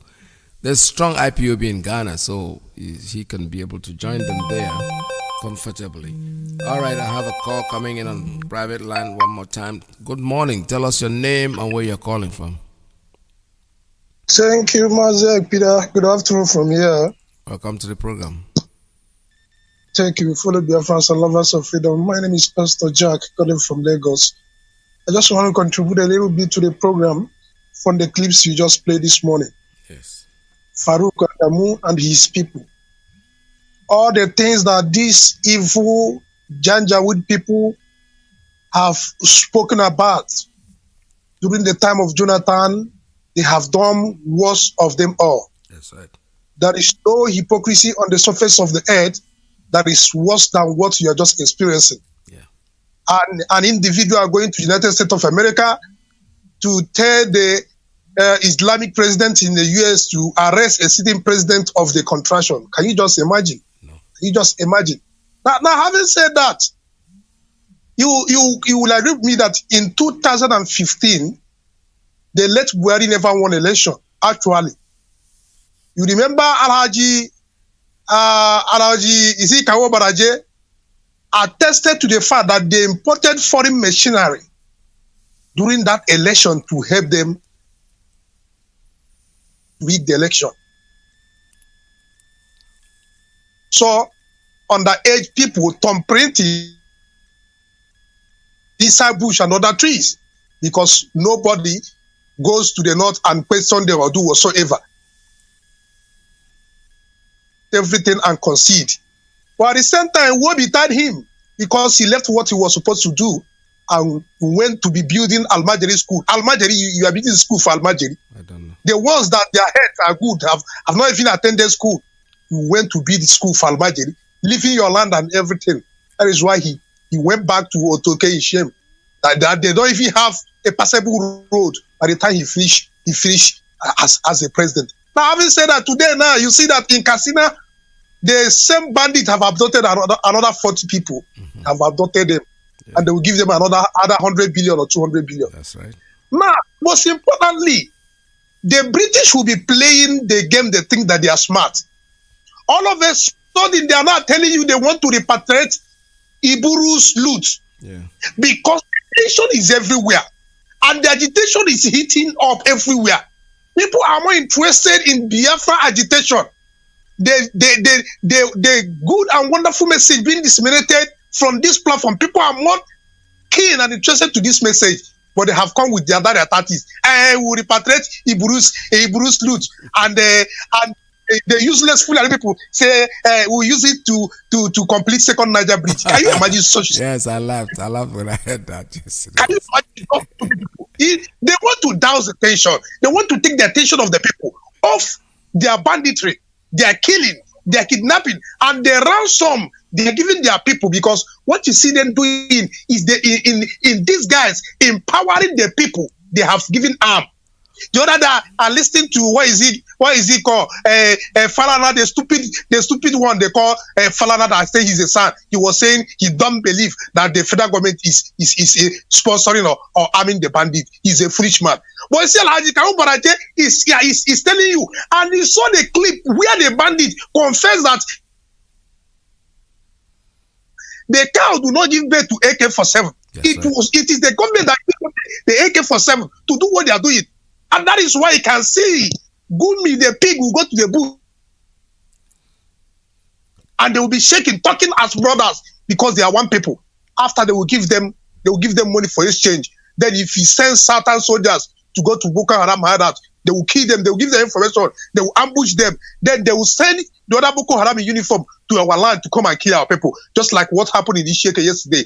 And just like one of our brothers has just said, BBC, we will combat and fight them, both in writing article against them, everyone writing against them, and anywhere we see them in our land, we will attack them because we will not allow anybody to. You see what the British did in 1967. We cannot allow them to repeat it again. We will fight them down. And one of the ways we will fight them is making sure you support this struggle, even though it is penny you have. It is very, very important. You cannot pursue this enormous freedom with empty hand. That is why all of us must rally around our leader Mazi and Ipob entirely. We must continue because already we are crossing the bridge, and by the time we cross the bridge, we need to burn the bridge. By the time we burn the bridge, we are off finally. So Dear brothers, let's continue to work hard to make sure that Biafra is restored in our own time. Thank you, Mazi Peter. Thank you, sir. So how's your health anyway? You're getting better, right? Yeah, I want to go for a second surgery by special grace of God very soon to remove the iron. Oh, okay. Thank God. All right, let's keep talking and call us from time to time. This is Radio Biafra USA 2. Let me take another call coming in on straight line. Caller, good morning. Tell us your name and where you're calling from. Yeah, good afternoon, Iyke Peter. Welcome to the program. Thank you, my brother. My name is Manabuchi Shedrak, and I'm calling you right now from Mumbo, in Onitsha province of Biafra land. Yeah, well. Actually, the main reason why I called is just the issue of this BBC Igbo.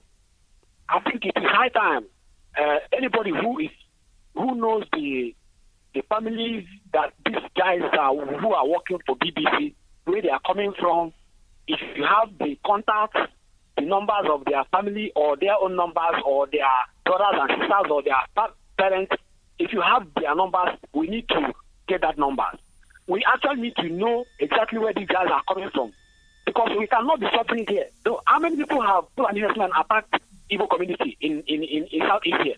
BBC Igbo have never go there to interview those who are the victims of the Fulani attack. But each time they try to, to give the world the impression that we are the problem. We cannot keep quiet over this thing. Please, if you have the contact of these people, please bring it out. We need to keep these people a serious warning. What else that happens to them after that, if they continue, then they should be blamed, because we are not going to take that nonsense again from them. These guys are evil. We will not allow them to continue with that evil. And anywhere we see these people, I've not even seen them around me, because I'm waiting to see any of them. Anything they came with in this land will be crushed, will be destroyed completely. Because I've never seen them. And anywhere we see them in Igbo land, from now on, they're not going to go free. Thank you very much. Thank you.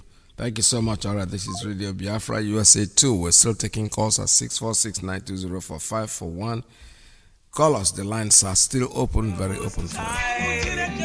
Called by the name of God, the Creator. Wise men from the east, south, and the middle. Great Biafran people. But they killing to idol worship and we lost the faith of our God. And as we wallowed in idol worship, the British entered in, trading on the Niger, exploiting your people, trading by barter. You give me palm oil and take soup. To them enter there. I brought in civilization, brought in your religion, and told us about America, and we embraced it. I never knew them got that. All right, caller, good morning. Caller on WhatsApp. Tell us your name and where you're calling from. Mazi, good morning. Welcome to the program. Yes, my name is Fine. Calling from Houston, Texas. There we Mazi, I thank God for this day, another day in our life. We never from sleep, we've gone to the land beyond. We thank God to go to we thank him for everything. Thank him for our leader, Mazi Nandekano, for what he's using him to do. Thank him for all Biafra, everywhere, the worldwide, for the life he has given us. May his name be glorified in the name of God. You see? Mazi, I don't have much to say. I just want to add my voice of what our brothers have said. Like Rabbi Charles said it. And the last caller now said it again about this BBC Igbo. Let each and every one of us, because all these people working for BBC, I know it's blood that is flowing in their body. It's not water. Let everyone that knows about those people working for BBC, those people working for BBC, if you know any of them, Just, we have our intelligence everywhere. Let them find out where these people are coming out from. Let their families be visited even by Fulani herdsmen. Visited them, one of them. Let us catch one of them. All these people working for PVC.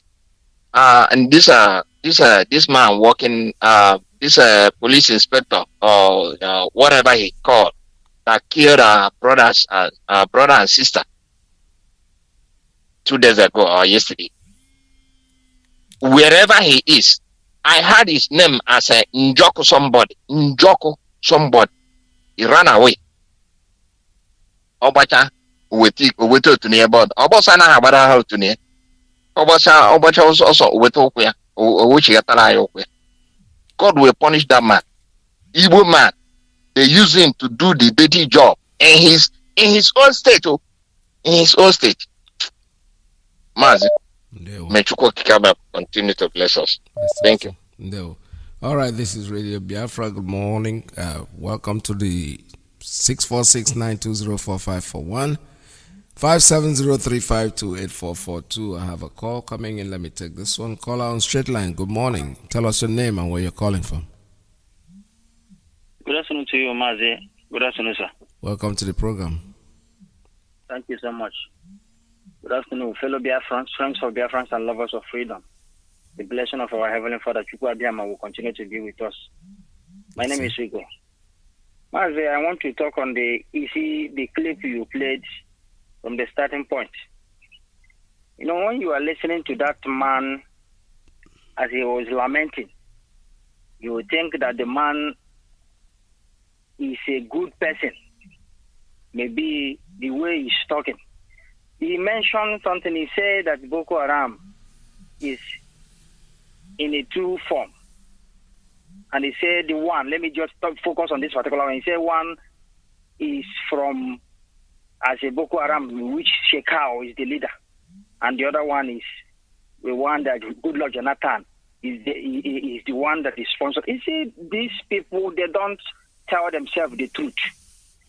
When that man used that word, that the blood of the people that Goodluck Jonathan he killed, that the blood is in that man, I want to ask him a question.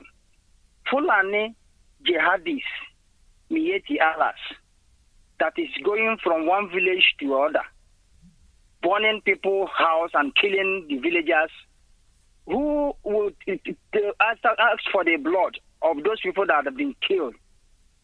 Whose person will give an account? Let me say, maybe you are the one that those people that was killed, their blood is in your head.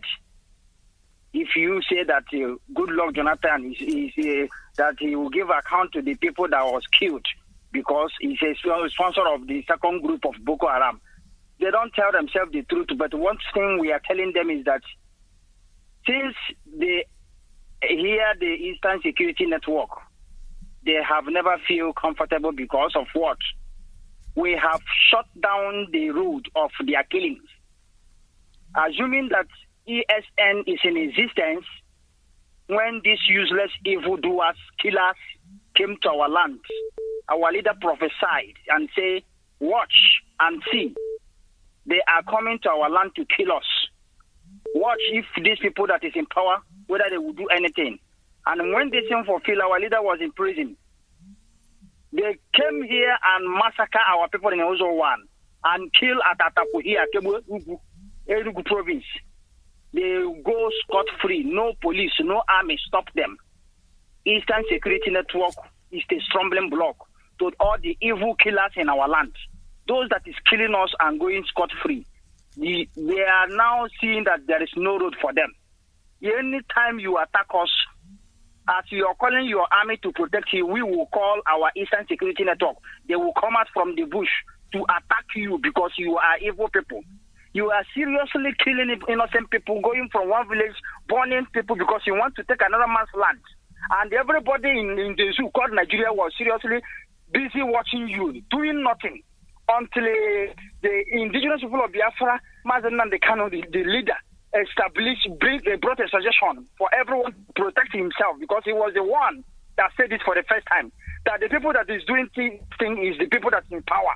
And people were arguing him, saying, who told you? At the end, what happened? When this security established, all of you were crying. The evil ones in our land, we are crying because their road has been blocked. They can't kill and go scot-free. We glorify Chukwu Abiyama because of this leader he gave to us that is caring so much for us and protecting us. Anyone that is not supporting the Eastern Security Network called ESN, know that you are supporting these people to kill us. The reason why that establishment was made is to protect our people. That is the reason why you see our people now preparing going to farm once more.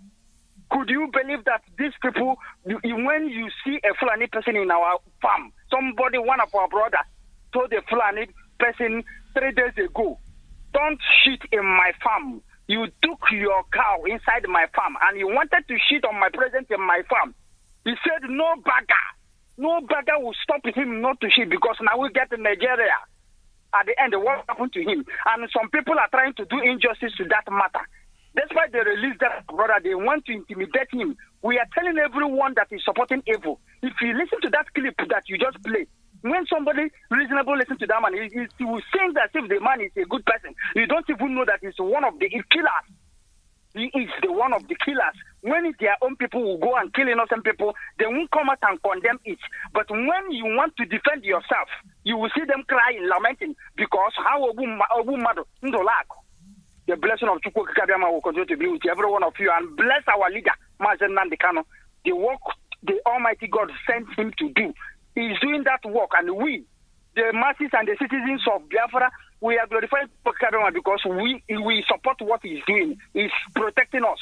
Thank you so much, Mazi. Yeah, well, thank you so much. All right, this is Radio Biafra. We're still taking calls at 646-920-4541, 570-352-8442. All right, the Canadians, they are fundraising coming up on 20th of March. Our leader, Mazi Nandekano, will be special guest of honor in that.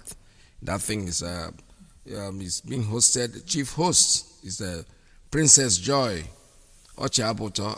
Her number is here also. She's the chairperson. And special guest on that thing will also be Mazi Simon Ekpa will be there.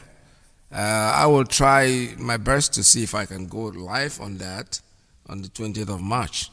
So the Canadian coordinator's number is all here. If you can call to announce it more, it will be better. So anytime I see your call, I'll pick you in and let you talk to the people about the fundraising. The fundraising is exclusively to support the ESN, Eastern Security Network. That's what we are talking about, and that's a very good thing. I have a call on WhatsApp. Caller, good morning. Tell us your name and where you're calling from. Yeah, good afternoon from Germany. My name is Naka. Welcome to the program. Yes, sir. You know the clip you played, Adamu Farouk Aliu. Yes. The guy has been a very controversial human being. He's he's the same person who said that oil in Bayelsa belongs to Jigawa. Yeah. That is the same guy. So he knows what he's talking about, because if you look at the present government or regime, what he said in 2015 is what is happening now. Model, even worse. Because, because the North have taken the power, and you see where Nigeria is today. You look at the regime of Buhari, because when they say North, you think that the North belongs to even the thieves, the Jukus, the Birons, all of them are North. But look at the appointment of Buhari. All of them are Muslim Fulanis from the North. But they always tell you the one North, we are not, we are united, Arewa. But the Fulanis are not up to 1%, not up to 5% of the whole population in Arewa, in the whole North. Yes. But look at the government of Buhari. Look at the recent appointments. Everyone is a Fulani. Everyone from A to Z is a Fulani. And this is what Adamu Farouk, that is their agenda. This northern agenda It's not for thieves or for Jukums or for Bachama or for Zulu people. It is only for Fulanis. And I am so ashamed of the so-called middle birds who are still hoping and believing in this one Nigeria or one North.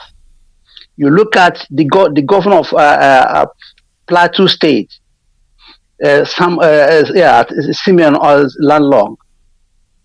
You know, Simeon Lanlong is from Shandam part of Plateau State. And you can never hear one day that the Fulanis are attacking that area, because that's the area where all of those generals came from. Yes. Both Duncan Bali, Jedibai was saying, all of them go on. That is where they are coming from. So for them, that was even the deal they did with Gowan when he was fighting the war. Because Shandam area has never been attacked by the Fulanis. Where they are concentrated is the Birom people. Yeah. That is where their power lies. And if you look at what the governor of Plateau today is playing to their gallery, is appeasing them, because the people that Fulanis are killing today are the Biroms, not just north. That's where the Fulanis are killing and killing and killing. Last time they killed a serving senator. Nobody was arrested as we speak. A serving senator, I was a medical doctor. He killed him. They killed him. They killed a house member. And as we speak, nobody arrested those killers. They killed first class chief of Bokos. Nobody arrested anybody. And this is the kind of North they are telling you, power must go back to the North. Yeah. Because they know already, they have already conquered those people. Then you ask yourself, Simeon Langlong, and he is the present chairman of Arewa Northern Governors Forum. You see how clever these people are. They will pick in a stooge, put him there, and you will think, oh, they are the same people. No, they are not. Look at Audiogbe, the past Minister for Agriculture. They have made him now the Arewa Consultative Forum chairman. Audiogbe is from Benue State. He's a Christian. And look at what is happening in Benue State. This guy has never opened his mouth and condemned the Fulanis killing his own people, because they have already compromised. They know all of them. Look at it. Even the secretary of that Arewa community, Anthony Sani. They will pick those stooges, put them in those places. You will think that, oh, these people are the same Northerners. No, they are not. They are using that divide and rule tactics they used in the south. In the south, that's what they are using in the north. So Adamu, that guy is that guy is talking every day on channels, and channel television has never opened his mouth and their mouth. Ask this man, you made this accusation against Jonathan, before 2014, 2015. Can you compare the situation now and then? Mm-hmm. They cannot, because they are so afraid. This man is every month, at least he appears on channels or other places twice a month. They have never asked him what is the situation now and then. This is the kind of country we are looking at. This morning, Amwechi was on AIT, and they were asking him why building a railway to Chad and Niger, why there is no railway in the east. Amwechi was rumbling. In fact, I love what they ask him. What are you going to gain? What is the economic impact? Amechi was talking rubbish. They even asked him, you are building new rails from Nigeria to that place, but why you are refurbishing Eastern Rail? How can you tell Nigerians what is happening here? Amechi was roaring around the question, because all of them are compromised. because somebody was telling you, Jonathan, look, when you enter there, they will make sure that if you talk, they will kill you or they will seize your asset. And that's why then the southern leaders are not talking. Look at the whole structure of the security and the judiciary. All of them are Fulanis. So if you talk, they'll put you, they'll implicate you, and that is it. And that is why no southerner can perform as long as Nigeria, the way Nigeria is constructed, is concerned. No southerner can perform. Those Igbos who are telling you Igbo presidency, they are morons. They don't know what they're talking about. As long as Abuja is the federal capital of Nigeria, no person from the south can go there and survive or succeed. Thank you from here. Bye-bye. Thank you so much. All right, this is Radio Biafra. We're still taking calls at 646-920-4541. I have a call coming in on WhatsApp. Caller, good morning. Tell us your name and where you're calling from. Mazi, good afternoon from here. Welcome to the program. Thank you very much, my big brother. Mazi, it's your brother Ogochukwu from London. There we are. Mazi Ekelenge, I salute you very well for your good job that you are doing. Believe you me, you done it before, and then you are doing it again to make sure that we come home. And I salute our leaders. I salute our leader, and I salute every principal officer that is working assiduously to restore Biafra. Mazi, I will extend my greeting again to my brother, Pastor Jack and Kelechi. Those of you in Lagos doing the good job. Believe you me, from the bottom of my heart, I appreciate you guys. Mazi, any evil that any human being do in this world, there is consequences. Mazi, I don't know if you are hearing me. Yeah, I can hear you loud and clear. Go ahead, sir. Just talking to the world. Yes. Any evil that people do, there is a consequences. The evil Nigeria did, these are the consequences they are receiving now. Why am I saying this is because Nigeria thinks they can kill almost we are talking about 5 million, but the world knows that it's more than 5 million. These people kill our own people. They are killed in a genocidal war. They commit genocide against us and try to turn it the other way around.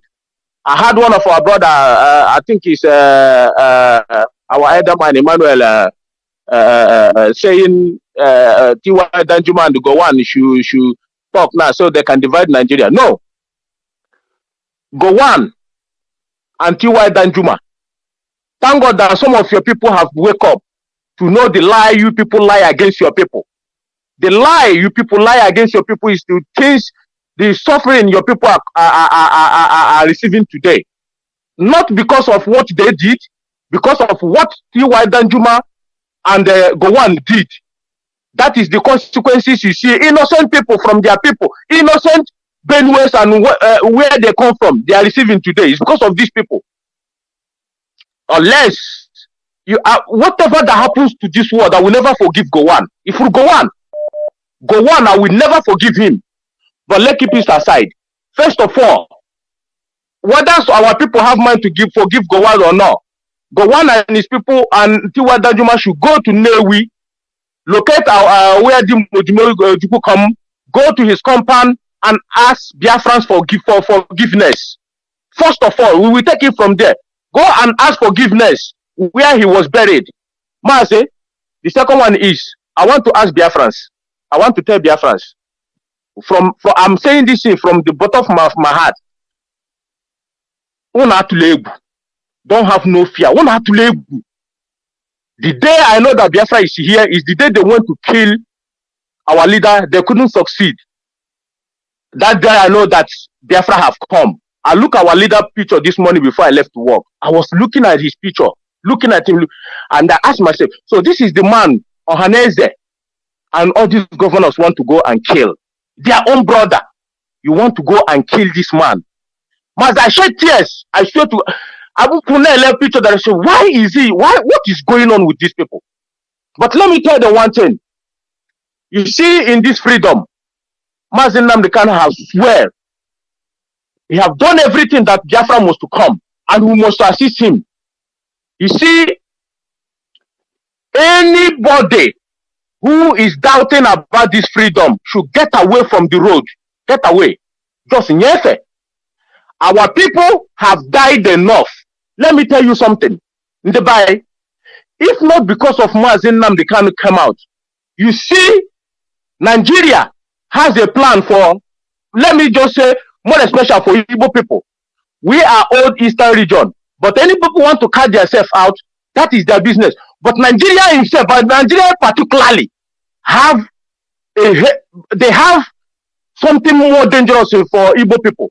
Why? Because we are Umuchineke. But let me tell them, a Nigerian man cannot face me and say he hate me. I hate you, I hate your father, I hate your born generation. We must hate back. We are fighting back now. Our people should understand it. Now, fight back of what Nigeria do to us. So if you have any venom, unleash it on Nigeria person. Don't be afraid. So whatsoever. Unleash the venom on any Nigerian person you see that come across your way or that come across that says something about our leader. If it is your friend, you want your near poison, Korean, we will say anything in this radio. No bagger will stop us. Mazi, as I was saying, anybody that come across our people or kill our person, kill the idiot, locate his family and kill the bastard. Let me tell you something. Because of this thing we are doing now, that is why you see everywhere stand still. If they were killing us, we were complaining. Makachineke. Let me tell you, if our leader did not come out, by now they would have been stoning Igbo people in Nigeria. Yeah. That we like we committed the whole crime. Mazi, thank you. I know that you are about to go, but please, my brother, let me take 1 minute and explain something. If not because our leader come out, by now, Nigeria, this wicked Nigeria would have been stoning Igbo like as if we committed something. God knows that we are innocent. It's just that the talent God gives to us, these people are jealous of. That is why I say that whatever this unknown gunman, you see these BBC people that is doing this thing. I have been listening to our brothers and sisters complaining about these BBC people. If it is what is paining me past is this. If it is ordinary people now, ordinary man and woman that is looking for bread to eat, our people just call her chair. Our people knows this idiot. They know them. Kill the BBC idiot so that the news will carry it. They will be saying BBC, one of the BBC broadcasters in Nigeria was killed, so that the whole world will know. God punish their entire generation. We don't give a shit about who is who. Mazi, thank you for giving me this opportunity. Yeah, well, all right, thank you very much. Let's see, I have a call coming in from. Oh, just missed that call. I wanted them to speak about the Canadians having their fundraising, and they needed to come on air to say it. I think I saw the call come in, but unfortunately the call had just dropped. So let us see if the call can come back again from the Canadians. They are trying to tell us about the fundraising that is coming on. So we hope that all of us will be part of it. Our leader will be a special guest of honor on that launching. That launching is exclusively for ESN. Caller, do you tell us your name and where you're calling from? Are you there? Yes, this is Chief Collins Ogoke, the Acting National Coordinator, IPOB Canada. Welcome to the program. Thank you. I'm using this opportunity to announce to Biafra people the coming ESN fundraising for Canada on 28th March 2001. And I'm urging everyone to log in and support the ESN, to support the good work our leader, Mazi Nnamdi Kanu, is doing in Biafra land. And this is an opportunity to showcase the good work of our leader and all lovers of Biafra.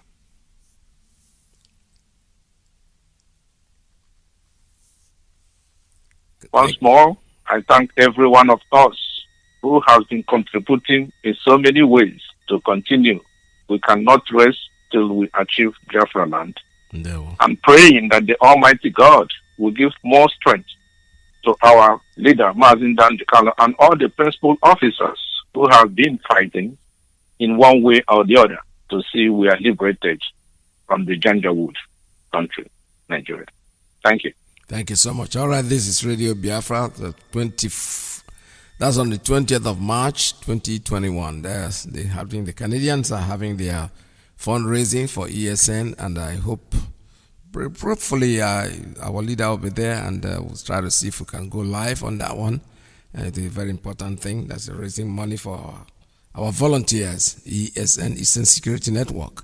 And kudos to them for what they did about 2 days ago, picking up the Fulani terrorists who thinks is invisible. This is how we're picking them up one by one.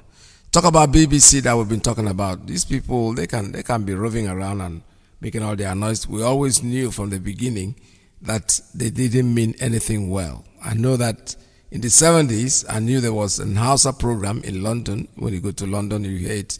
They already had an Hausa program. I don't know if they had one Yoruba program too. I don't. But as soon as they said Igbo BBC, I knew that Africa, they all just coming down to make sure that they confuse the world, they lie to the world about what is going on in our region. But unfortunately for them, oh my God, let us see. I have a call. Let me take this call as the very last one. Caller on straight line. Good morning. Tell us your name and where you're calling from. Please be very brief. Hello. Good morning, Ike. My name is Ubuago Okeke. Welcome to the program. Yeah, Ike. Thank you so much. I always enjoy your program. Yeah. There's nothing to say much, but only to thank you so much for your consistency and your energy. No. And again, I just want to highlight this idea of unknown government. If this unknown government can do something in our Biafra, do something that is disturbing everybody, the governors, even the so-called pastors who are not talking, let the unknown government go to their church and pray. Let the unknown government go to government house of this governor to solicit with them. Let the unknown government go there and do what they know how to do best. Ike, please, this unknown government, may they go and sanitize everywhere that needs to be sanitized. If it means pray, let them pray for them. Let them fellowship with them. This unknown government, may we continue to pray for them, so that their days will be long. This is all I want to say. Thank you so much. Thank you so much. Thank you very much. That's a very good one. Very short and simple. The message is very, very clear. The unknown gunmen, yes, they're going to go out there and do what they know how to do best. There's no doubt about it. Yes, let them go. Let them go and pray fervently. Thank you. Thank you so much. All right, this is Radio Biafra. With this, I think that's the last call I'm going to take today. Fortunately, we have to go because Radio Biafra USA 1 is coming in. Okay, let me take this caller on WhatsApp who's been here struggling to comment. Caller, good morning. You have 2 minutes. Mazi, Peters. Good afternoon here from Ghana. Welcome to the program. Just rush it, sir. Rush it. We don't have any more time. Thank you, sir. I heard one of our brother that called. He said there's one of our brother that is looking for contact. Okay. For IPOB in Ghana. Yes. Yeah. Please, if you can give him this number, this contact. Okay. Yeah, this number, or if I can call another one, self. Yeah, this one here. Okay, call another one if you have another number that you want to call. Okay. Another one 055. 055, yes. 010. 010, yes. 8251. 8251. Okay. 055. Yes. Thank you. 055-010-8251. All right. That's Ghana. Yes. Okay. Yes. Thank you, sir. Thank you. Shalom. Again, next time we'll give him the number. Thank you so much. All right. Thank you very much, my brother. Finally, we've come to the end of today's program. What I need to close up with is something that I said earlier on the program. What I said is that when you go to bed, always think that today might be your last day on earth. So if you have any evil in your heart, throw it out. I am not talking to everybody particular. I'm talking about those who are supposed to be in governance, those who are supposed to be leaders, those who are supposed to be our protectors, that know the truth about what is happening in the zoo and they are keeping quiet. The likes of Obasanjo, the likes of Nyangodo, all these people know. The likes of Obiano, who told us that Meiti lies in his government. The likes of Dave Ugwai. The likes of Yeson Wike. All these people, they know that Buhari is dead. He's no more. We don't have a president. A country that has no president. Everybody was here jumping and talking about Donald Trump. Let me tell you something about what happened. When that man they called Buhari visited, I was in Washington. Most of us were there. I don't know if some people observed what I observed. When they encouraged, the cars were coming in. When it got to the gate, the one that is supposed to have Buhari inside that car, the gate couldn't open. There was a delay. Secret Service had to run around before that man passed because the body chemistry, the biometric, and the body did not match what is in the computer. We see these things, we keep quiet. My point is this. You can call it speculation. We are not in power. We don't know what is happening, but at least we have common sense. Our common sense tells us that there is nobody in there. The people that are supposed to know, they are not talking. They are hiding about, and they think that the world is not watching. I used our sister, Okonjo Iweala, as an example. We all see the struggle that went through before they would let her become the WHO Director General. Originally, people were saying, "Oh, because she's a black woman, nobody." No, they do. They know the truth, because these people are supposed to be in the government of the zoo. They know who is there. Obasanjo cannot swear to me today that he doesn't know that the man there is not Buhari, but he's not talking. Even those of them, the so-called pastors, so-called great men of God, if they can come outside and lift up the Bible that they believe in and swear by that Bible, even though they will say we should not swear by anything, okay, that the man in Aso Rock is Buhari, then they will all drop dead. But you know something? The punishment for not talking is more. Death comes but once. When a man is going to die, he's going to die. But you see, you can be alive and still be dead. Because when you have evil in your heart and you're not speaking it out, you're not spitting it out, you're hiding with it, don't forget today might be your last day. Today might be the last day you ever breathe the air. When you go in, you wake up, you will not wake up the next day. You want to go with this evil in your heart. I want you to sit down and think how many people that have died because you are trying to cover this evil. I heard the video of the Faruk Adamu this morning. That's an old tape, yes. But what I was trying to prove was that there's no difference between when he said this and today. The same people he was accusing of doing this evil are the same thing that his people are doing. The same evil, even worse, that they are doing today. What has changed? Nothing. Evil can never strive. It's always said that there is nothing called darkness. It's just the absence of light. That when you speak the truth, the lies will disappear. So for those of you out there who are in power, in position, I don't want to name, there are too many of you, I don't know, Osibanjos, even the stupid one that he calls himself Adam Baka, he should know that the man there is not Buhari. He has a congregation. These are the people that lied and put him in office. Tinubu, they know that the man there is not Buhari. Why can't they just wake up and tell Nigerians the truth and save lives? This is Radio Biafra USA 2. We are going off the air at this time. And Mazi Alozio is coming in. Radio Biafra USA 1 is coming. So stay tuned. Don't go away. And don't forget, tomorrow is another day. Tomorrow we'll be again together at the same time to perpetrate this gospel of freedom. From me to you, it's goodbye from here. See you again tomorrow.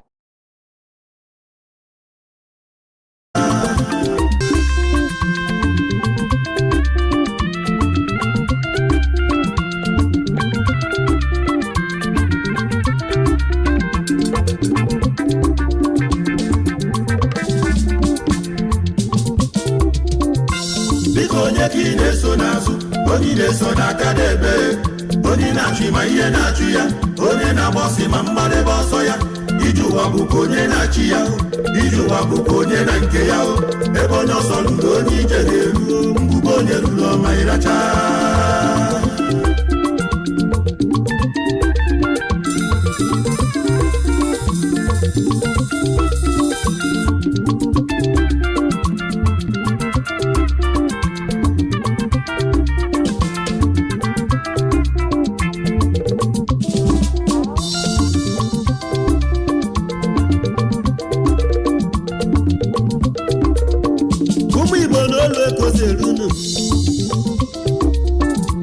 onye chiri biko onye azere ije n'ụwa na-atụzi m ụjọ agbọ mfụlụ n'ụzọ eyi enu m eke ọ bụdo onye ka mụ ga ka ọ sabara maka ihe m hụrụ na-agba m anya mmiri ụmụ ụwa ga-elu m ntị n'olu ajụjụ onye ka mụ jiri bịa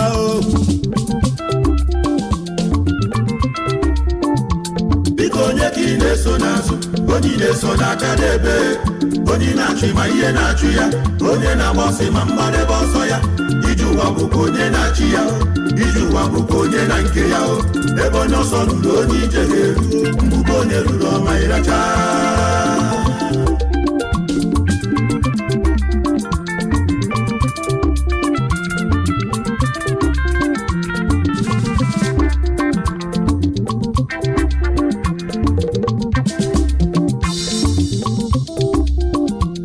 emenihe na mmadụ na-eme akara aka niile abụrụ ofu oke solo ngwere ma mmiri ọkọsị anụ ngwere ọ ga-akọkwa oke gbalụgbanụ ubuji eji otupula na-agwụba ọdụ ya onye anya ukwu ka ndị wayo na-ebu ije ụwa bụkwa onye na-achị ya ije ụwa bụkwa onye na nke ya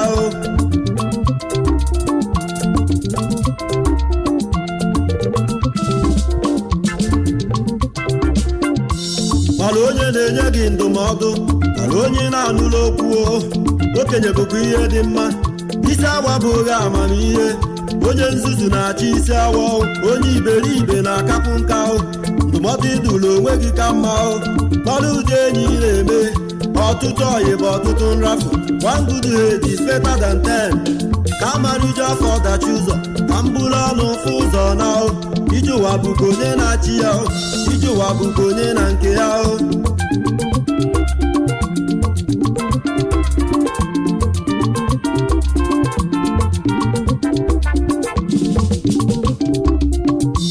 biko onye ka ị na-eso n'azụ onye na-eso n'aka n'ebe onye na-achụ ma ihe na-achụ ya onye na-agbọsị ma mgbadebe ọsọ ya ije ụwa bụkwa onye na-achị ya ije ụwa bụkwa onye na nke ya ebe onye ọsọ lụrụ onye ije ga-eru mgbugbo onye lụrụ ọma ịracha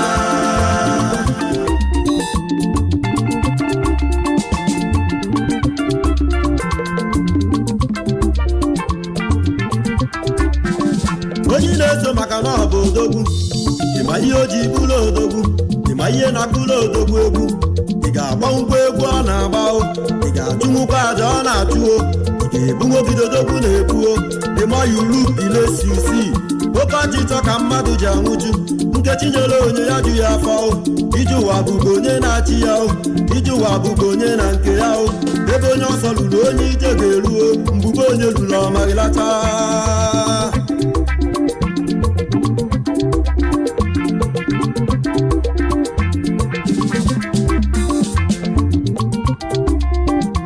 onye na-emenye ajisi ike oge aka ọ dị njọ ọ ga-adị mma chi jiri eji ga-eforere onye achụ n'ụwa n'ike ịchụbakwa ihe ịchụtara iburu